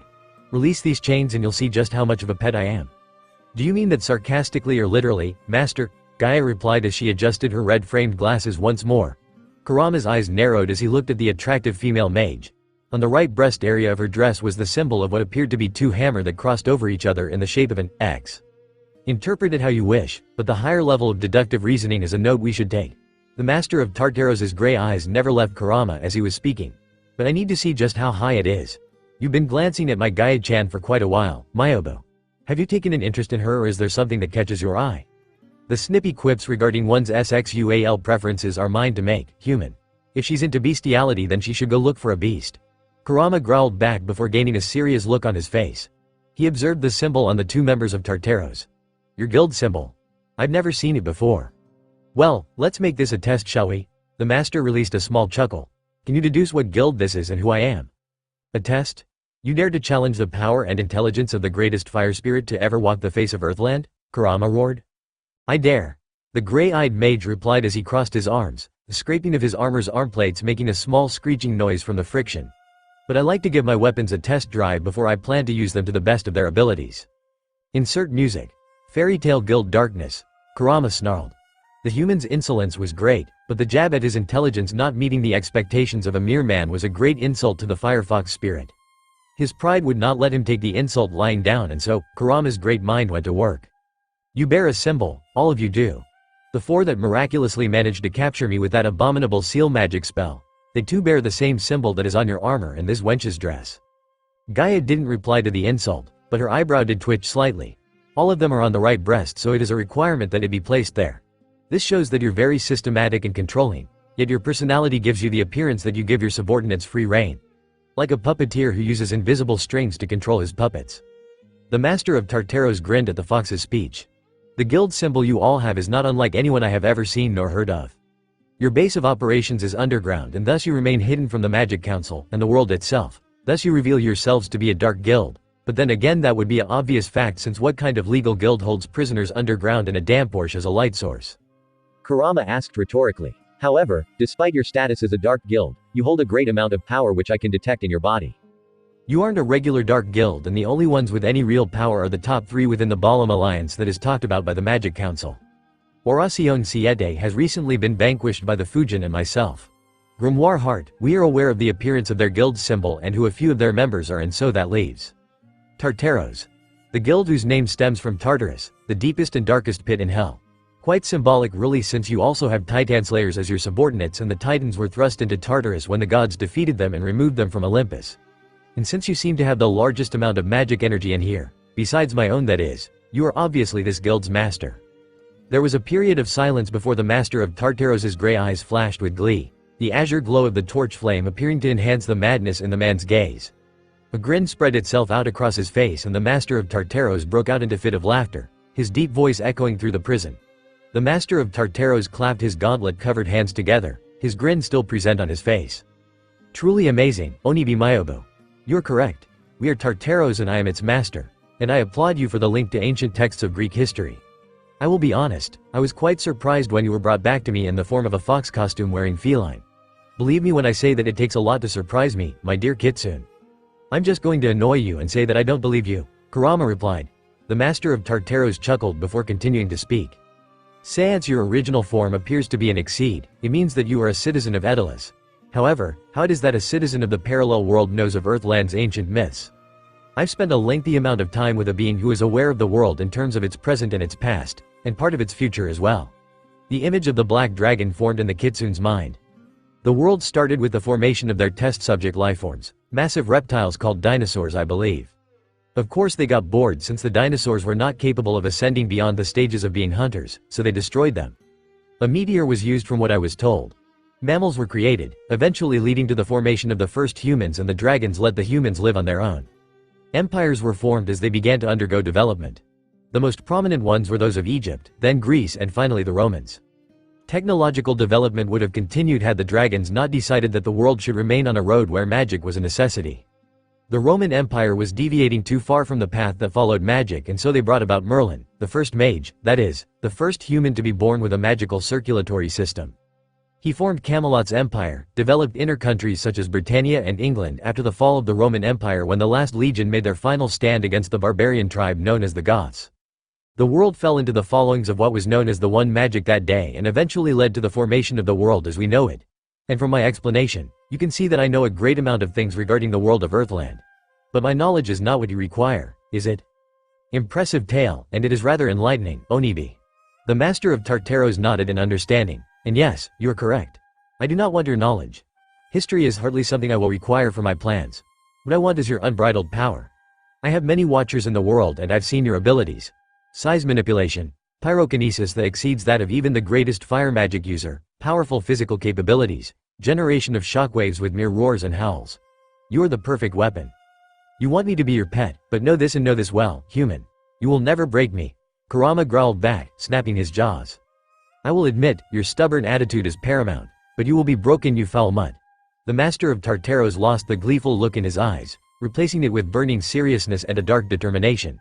You were made to be ruled and I will be the one that rules over you.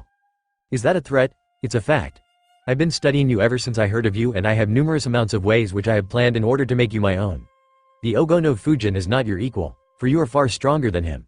That much is known, and when I break you, I will unleash you onto the world and gaze upon the true might that is a Kyuubi. Kurama didn't reply, merely glaring and baring his fangs at the Dark Guild master. Let's go, Gaia-chan. Yes, master. A dark brown magic seal formed beneath the primordial class mage and her master before they began to descend into the ground. Oh, and a piece of advice, Onibi. The master of Tartaros spoke up once more. The chains that bind you are ancient weapons forged since the time of the Dark Wars. They were used to bind Titan magic users and increase or decrease in size to match the size of the one being bound. The runes and seals on them are thing I added to make sure those tails and your pyrokinesis wouldn't be a problem. No matter how big you grow, no matter how much fire you try to make, you will not get away from me now that I have you in my clutches. And with that, the master of Tartaros and Gaia vanished from view. Kurama glared at the spot where the two mages had vanished, his body trembling with restrained emotion before he snapped. GRRRRRRRRRAH. Insert music. 2 steps from Helldark Harbor. Grimoire Heart Airship, Skies of Fury. His form was relatively still, the only movement being the rise and fall of his chest as he breathed. However, his breathing hitched as he began to regain consciousness. His facial muscles tensed and his eyes clenched tightly before they slowly opened. The eyelids rose up to reveal the startling blue irises, each bearing a vertical pupil, similar to that of a reptile's. Once his vision came into focus, his sharp mind quickly went to work as he began to glance around his area. It was relatively dark as there was light coming in from the circular windows on the walls. He sniffed the air and took in the scent of metal, but noticed that his was the only concentrated human scent within the area. The sound of the massive engine reached his ears as he listened to the surrounding sounds. I'm the only one here, and it seems I've been locked into the airship. Naruto looked down at his form and raised an eyebrow as he took note of his clothing, or rather, a lack thereof. Interesting. They are thorough, removing my clothing to make sure that I am unarmed. He then glanced to the restraints he felt around his wrists and ankles which strapped him to the cold, steel wall. His eyes narrowed when he saw that they weren't steel or iron restraints, ones which he could have broken through pure force. Instead, the bindings were composed entirely of rotating seal magic formulas. There were 3 magic seals that wrapped themselves around his limbs, like bracelets, in a layered formation. Strings of kanji had snaked around his arms and legs from the bindings before coming to meet at a single point over the seal formula on his bare chest. Seal magic. Amaterasu formula number 56. To have one of my own branches of magic used against me. The blonde's eyes narrowed at the main formula as it rotated on his chest in a taunting manner. It's an insult. Though I will admit, the work done to restrain me is impressive. However, before Naruto could work on analyzing his magi-made bindings, the door that led to his makeshift prison cell opened. The door grated against the floor, which created a rather annoying screech slightly as his enhanced hearing was forced to endure the agonizing sound. When the door was fully opened, Naruto's blue eyes shone with malice and rage. The former second master of fairy tale entered the chamber with the head of the 7 kin of purgatory. Hades and Ultir walked up to their nude captive and stopped in front of him. Hades's expression was neutral, but Ultir had that smirk that was a mixture of mischievous and seductive. Ah, so Sleeping Beauty awakes from her slumber. Naruto's eyes narrowed at the dark-eyed woman. Release me now and I will grant you both, and the rest of your troops a swift death when I destroy this airship for the 2nd time. And during that time. He glared harshly at Ultir. Your arc of time will not be able to save it because I would have already killed you and every single other wretched piece of shit on this airship. Oh, and why would we do that? You've been a thorn in the side of Grimoire Heart ever since you destroyed Black Knight. You killed Zancro and Azuma. Hades was interrupted promptly by his guest. Your 2 weak subordinate mages died because of your idiocy. You sent them after me and the Onibi Myobu and they paid the price. Naruto growled. You destroyed Deliora, which would have been a suitable asset for my endeavors. I killed Deliora because its usefulness had expired, so if you wanted to get to it, you should have killed me back when we met on Galuna Island. He bared his sharper than average canines as he shifted his gaze away from the one-eyed mage to his female subordinate. And you nearly killed me and destroyed my precious airship. Naruto then seemed to snap at that last remark. His eyes flashing white. The images of Tuichi's arm, Ayame's injured form and the destroyed area of Clover Town came to the forefront of his mind. He pushed himself forwards, but remained bound to the wall. And you deserved that destruction. You should all be dead. All of you, Naruto roared. Even if you don't release me yourselves, I will do it myself and slaughter all of you. I highly doubt you would be able to break through. Those seals on your body are made by Master Hades himself. Getting out of them would be like trying to make that thing between your legs get a raise, which I find to be a very odd situation. You have me standing before you and yet. She glanced down at the flaccid reproductive organ. Nothing. Naruto rolled his eyes. Don't flatter yourself. I've seen better. Ultir's eye twitched a bit at that remark. It is not wise to insult your captors. She gained a sly grin. Naruto-kun. I do not a lecture on wisdom from an idiotic woma. Naruto's breath hitched as he registered what the female mage just said, the ethereal white glow fading from his eyes. His eyes were wide with surprise as he looked at the 2 dark mages. However, as quickly as it had come, the surprised expression vanished and was replaced with a new one. The blonde Dragonslayer's face gained an expression that was as cold as ice, his blue eyes hardening with restrained rage. What? Did you just call me? It was quite a surprise to me and to all of us.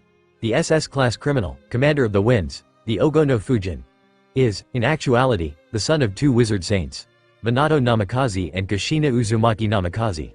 Your existence and status proves just how much of a threat you really are to me. Hades's visible eye narrowed. How? I have my sources, young Naruto. Hades replied. Naruto rolled his eyes at that. Typical. Of course, the leader of the dark-themed organization wouldn't want to spill the beans on who his information brokers would be. So tell me this, old man. The blonde smirked inwardly when he noticed Hades's finger twitch at the jab. Why haven't you already killed me? Naruto glanced down at himself. I'm bound. I have been removed of every single piece of clothing on my person due to your thoroughness, and I am all but helpless before you. Do tell why you have not ended me, O great master of Grimoire Heart. Because I want you to be humiliated when I do so. How so? The airship is currently on a course for Era, the location of Fiore's branch of the Magic Council.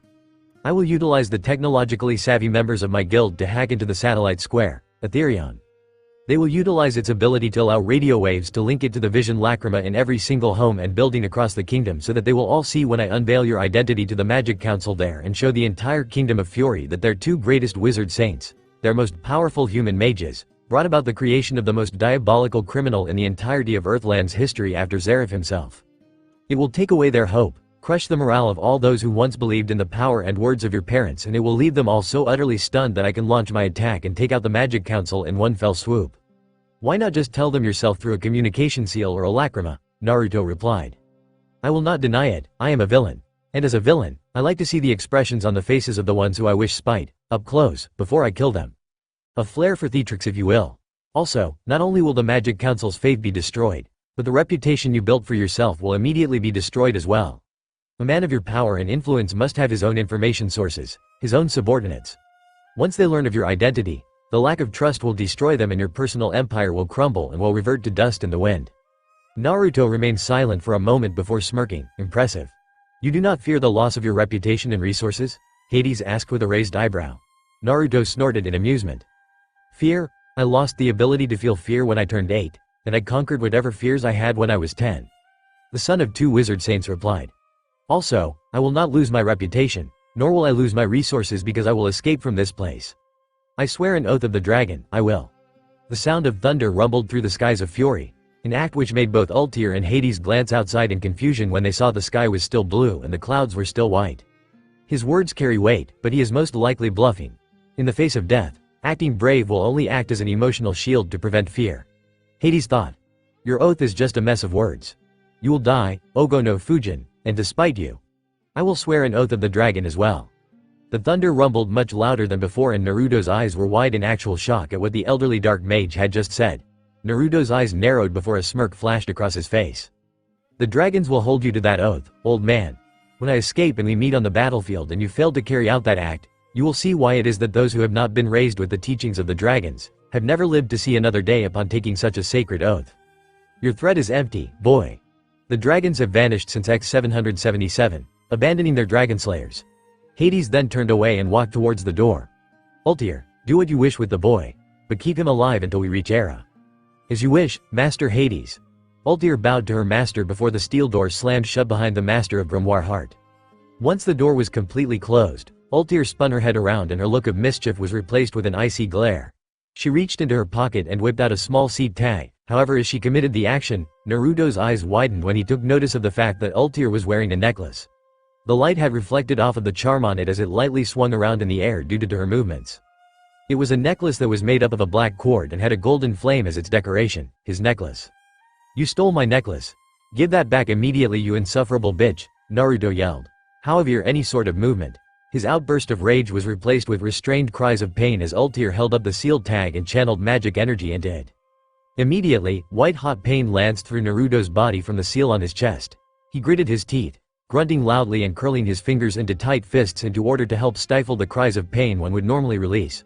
Ultir's dark eyes glazed over with complete and utter malice as she pumped more magic energy into the seal and the pain increased. After a minute, Ultir cut off the flow of magic into the seal and Naruto's head fell forward. His naked body shifted violently as he breathed heavily, having unknowingly held his breath to keep from making his pain known to the entities which existed within the airship. Insert music. Naruto Shippuden Girei, your eyes. Naruto's blue eyes met Ultir's dark-colored ones. You hate me, but for what exactly? Naruto released another set of grunts as Ultir flooded the seal with magic energy to induce his hellish pain. However, the dark mage was not satisfied with just producing the pain through a mere strip of paper. She placed the sealed tag back into her pocket before rearing back her right fist. She unleashed a deadly right hook and crashed against the side of Naruto's face. She then followed up with a left hook and then bent her knees to provide her with a significant upward thrust to deliver a strong uppercut to the stomach before bringing up her other fist to send his head snapping upwards from the follow-up uppercut. She then clasped her hands together and brought them down in the form of a brutal hammer blow. The sound of cartilage cracking echoed through the air of the prison cell. The youngest daughter of grabbed her captive by his hair and yanked his head down so that his much taller form would be able to look her directly in the eyes. Blood dripped from Naruto's nasal passages of his broken nose. Why'd I hate you, you ask? She gripped his hair much tighter, enough to remove a few strands from his scalp. You are a despicable man. You hurt 2 of my nakama. They are the only 2 left in my life that I can turn to for love and for guidance, and you hurt them. Naruto stared at Ultir for a moment before realization dawned on him. Ah, yes. The 2 pussies you sent after me. And yes, I meant the term literally and as an insult. He was dealt a punch against his right eye which made him hiss as he began to immediately feel the flesh beginning to swell slightly. It would surely turn black due to bruising. This is no joke to me, bastard. You hurt my best friend and you hurt my twin sister. No one hurts Yugito Ne-chan. She pulled his head down and brought her knee up, slamming it against his face. More blood spurted from his nose and from his burst lip as well. She pulled him back down by his spiky locks and gritted her teeth. Naruto snorted, removing a decent amount of blood that had been obstructing his nasal canals before allowing his unswollen eye to meet Ultir's dark pair. Yugito ni Milkovich and Matabi are of no concern to me. From what they told me in the Onibi Myobu, Matabi's older and much stronger brother I might add, you were the one that sent them after me and the Onibi. You see, this is the problem that I have with many of the people in this society when it concerns myself and my companion. Naruto glared at Ultir harshly. Even with one eye and being completely nude, the killing intent he released was more than enough to increase his intimidation factor. Everyone always goes about blaming us for everything. We kill people, we hurt them, we strike fear into their hearts, and yet in the end it all boils down to you all pointing fingers at us, claiming that we are the ones in the wrong. But we aren't, you are. Shut up. How am I in the wrong? Because you were the one who sent Yugito and Matabi after us in the first fucking place. You sent them to spy on us. I do what I do to protect us. Do not place the blame on me for what I have done when it was you who brought this about. Shut up. You say that I am a bastard and a hateful person, but you are just as bad as me. I am nothing like, you send your own sister and your best friend to spy on two SS-class criminals simply so you could keep tabs on us, completely disregarding the fact that if we hadn't decided to be merciful on the day we discovered them, that we could have killed them. You made my sister cry, you asshole, you made them feel fear. As they should. Naruto's shouting decreased to become a neutral, cold tone of voice.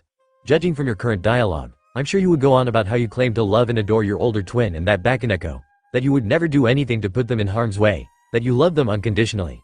Your words are completely and utterly false. If you really loved your family, you would not put them in such a position. Oh, and I'm sure if you had a family, you wouldn't do the same to them, Ultir shot back. I want my family to be strong, and if it means that I must be the villain in order for that to occur, then I will be that villain. I will bear the burden of being the one she hates as long as the end result is that she is the strongest that she can be. I am not the ideal family member and I am not one for representations of familial bonds, but I will do what is necessary. Naruto replied with a cold tone of voice. Ultir stared at the golden wind god's bound form, her own form trembling. Naruto remained stoic as he watched the young woman. Ultir then sprung forward and Naruto was gripped harshly by his shoulders before Ultir brought her knee up and slammed it against groin. Naruto's eyes widened as a flash of pain ran through his system as he felt the great amounts of pressure being exerted on his testicular area. Ultir steadily dropped her knee and Naruto released a few gasps of pain. A few tears threatened to fall from his eyes, but held them back before glaring at the dark-haired woman. You. His body shuddered as he powered through the intense pain of having a knee shoved against his balls. I will make sure to have you suffer when I escape. He grunted out. Ultir chuckled before her trademark smirk appeared on her face. She cupped Naruto's face tightly her left hand before her right hand shot out and squeezed his testicles painfully. You've been out for almost an entire day because of the drug-induced sleep we placed you in after I knocked you unconscious. Given our current speed, we will arrive in Era by the end of tomorrow. It will be very symbolic when the sun rises and we bring about your death. The sun rises and the curtain falls on my little Naruto-kun. Ultir teased as she squeezed his face and testicles harder. Her eyes burned with malice as she drew herself closer to her captive. So let me make this very clear, Naruto-kun. The only way you are escaping this chamber is when Master Hades releases you to be executed. Until then, it will be I who will make sure that you suffer before that time. You will be starved of food and water. The seals of your body have siphoned away a great deal of your magic energy and are continuing to do so, and you will endure the pain and suffering of knowing that you, the deadly and strong Ogo no Fujin, are helpless and weak before the might of Grimoire Heart. She released the blonde male from her tight grips and Naruto ground his teeth together harshly to prevent Ultir from receiving the satisfaction of hearing him in pain before she left. The dark-haired beauty chuckled as she walked with an added sway to her hips. She glanced over her shoulder as she opened the door and winked at the blonde. Till we meet again, Naruto-kun. She spoke in a sickeningly sweet tone. Naruto merely growled back at her, his eyes flashing white as he did so. However, as he did so, the dark mage activated the Amaterasu seal on his chest. Naruto's will broke down and he unleashed an agonizing roar of pain. He has a large threshold for pain, but it seems even the son of two wizards. The younger Milkovich twin then walked out the door and slammed it shut. The locks were enabled and Naruto was alone in the prison chamber once more. His head hung low as blood dripped onto the ground from his nose and lip. He continued to remain still until the pain from having his testicles painfully squeezed had subsided. His bangs shadowed his eyes as he kept his head hung, but the white ethereal glow sprung to life as the gears in his head had been turning the entire time he was enduring Ultir's torture. A smirk formed on his face, but his glee was far too great to be conveyed in the form of a mere smirk. The smirk grew larger and wider until the son of Agnologia was now wearing a toothy grin. Naruto's insane appearance was even made even more so due to the blood that stained his teeth. Now I think it's time I look at this shoddy piece of seal magic. The blonde then looked to the seal formulas that were attached to his body and his eyes scanned the rotating magic seals. Though it is obviously the work of an amateur, I will admit it is rather impressive for that old man to be capable of creating a triple-layer seal formula. The first layers are composed binding seals, which is what is creating the chains that are bound to the Amaterasu formula on chest, partially using the magic from the formula itself as well as the Hadeses. They are the ones holding me against this steel wall. Naruto's eyes widened slightly in realization as he continued his observation. Ah, so that's how they managed to keep me from using my magic. The second layers are magic siphoning seals and the third layers are made up of magic prevention seals. My magic energy has been drained from my body and it is being rerouted throughout the seal formulas themselves to remain active and strong, and the prevention seals are blocking off my ability to cast my spells. It also answers the question as to why my healing factor has not been activated when that woman made me bleed. However, the fact remains in that Hades is an amateur at this field of magic, while I myself am a master. The son of two wizard saints smirked at the basic setup of his so-called unbreakable restraints. Seal magic. Bind, seal magic. Siphon and seal magic, prevention. A rather basic combination which is rather easy to create and just as easy to break through. Due to the creation of a triple-layered formula, the chain seals used to stabilize it, keep the formula joined together and allow for the continuous rerouting of my magic energy to power the seals, are weakened. It is basic knowledge that in order to allow for the triple-layered formula to be more proficient, one would merely need to expand the perimeters of the formulas and then keep them intact with a pentagram chain seal formation. Naruto scoffed. Hades really is only an amateur in seal magic. The magic energy within the chain seals are disconnected from the other seal formulas during the time that they are transferred from one layer to the next, and thus, since it is my magic energy that is being transferred through the chain seals, the magic is mine to control in that small amount of time. With it, I can break the chain seals and ruin the stability of the triple-layered formula and regain the ability to call upon my magic once more, but it will require time since I will only be able to whittle away at these weak chain seals with the small amount of magic energy I will be able to regain control of. Naruto's eyes lost their glow, revealing his original blue irises once more. Given the amount of magic and the time available to me, I can break free of my bindings in as little as 24 hours, but I think I'll play dead for a little while longer. Naruto's wild and manic grin appeared on his face once more. After all, the main idea for any escapist is to allow the enemy to think they are in control. 2 steps from hell, the ancients, unknown location, Fury. Ever since the fall of the Bureau of Magical Development due to Brain unleashing Zero and destroying the entire base, an act that resulted in his excommunication from the Magic Council as well as labeling him as a dark mage, the Magic Council had worked tirelessly to restore whatever staff, projects and technology they had lost with the Bureau's destruction. This resulted in the formation of the Magic Council's Illuminati division. The Illuminati were an accumulation of some of the greatest scientific minds in Fury, possibly in Earthland's entirety as well. They focused on creating discoveries that went into the workings of Eternano, the particles that make up magic energy itself, as well as improving scientific developments. The Illuminati was a rather split organization, in which some members focused on magical development, while others went into technological and scientific advancement. However, there were times when the two sides would come together and generate some of the most mind-blowing creations the world had ever seen. Many of these collaborations resulted in the formation of advanced versions of already created lacrima, mainly the elemental lacrima. They created many types of machinery that aided humanity, such as healing machines that injected Eternano into the bodies of the patient as it was funneled through a magic energy converter, changing the Eternano and making it akin to that of healing magic, allowing for increased healing. They were also the ones who created the metallic alloy, automail, which was used in the making of prosthetic limbs. But like the Magic Council, they too had their more questionable experiments. Due to living in a world where power meant status and strength, Fury needed weapons and whatnot. The Illuminati helped to redesign the satellite square Etherion, increasing its power output when the beam would be fired, as well as allowing for it to be controlled on the way down to the target, allowing for either focused blasts or widespread ones. Their base was currently located in one of the 4 wastelands that had come from the use of Etherion. The former mage village of Iwagakure was once located in the heart of the eastern Fiorean mountains, far beyond Konoha's borders. The pointed peaks had covered the small amounts of rubble that had been left behind as Etherion's impact had vaporized almost the entirety of the village. And now, where the once proud earth magic users thrived, was a large research facility. It was shaped like a dome, covered entirely with reflective mirrors and surrounded by solar panels to take advantage of the proximity to the sun. On the inside, it was like something out of a science fiction novel. High-grade pieces of technology filled the white-walled dome and lay on the white-tiled floors. The Illuminati division that operated in the desert region was the Biological Advancement Branch. Charles Darwin, the head researcher and most accomplished scientist of the division, walked through the large facility at a brisk pace that one would think was impossible for a man of his age. Charles was a very old man, but still stood tall even at the age of 80. His skin was pale due to not spending enough time in natural sunlight, and his hair, which was once brown and full, had left the top of his head once it turned white. Only the back of his head still had hair. He had a very large curly beard, which was connected to thick sideburns and to the mustache that lay below his slightly bulbous nose. His thick eyebrows were furrowed as his dark brown eyes stared intently at the pad in his hands. He was dressed in a white, long-sleeved shirt and dark gray, pinstriped pants. Over the shirt, he wore a vest that was similar to his pants in terms of design, and had on a pair of dark brown, leather shoes. Over his entire set of clothing was the stereotypical white coat that came with the status of being scientist.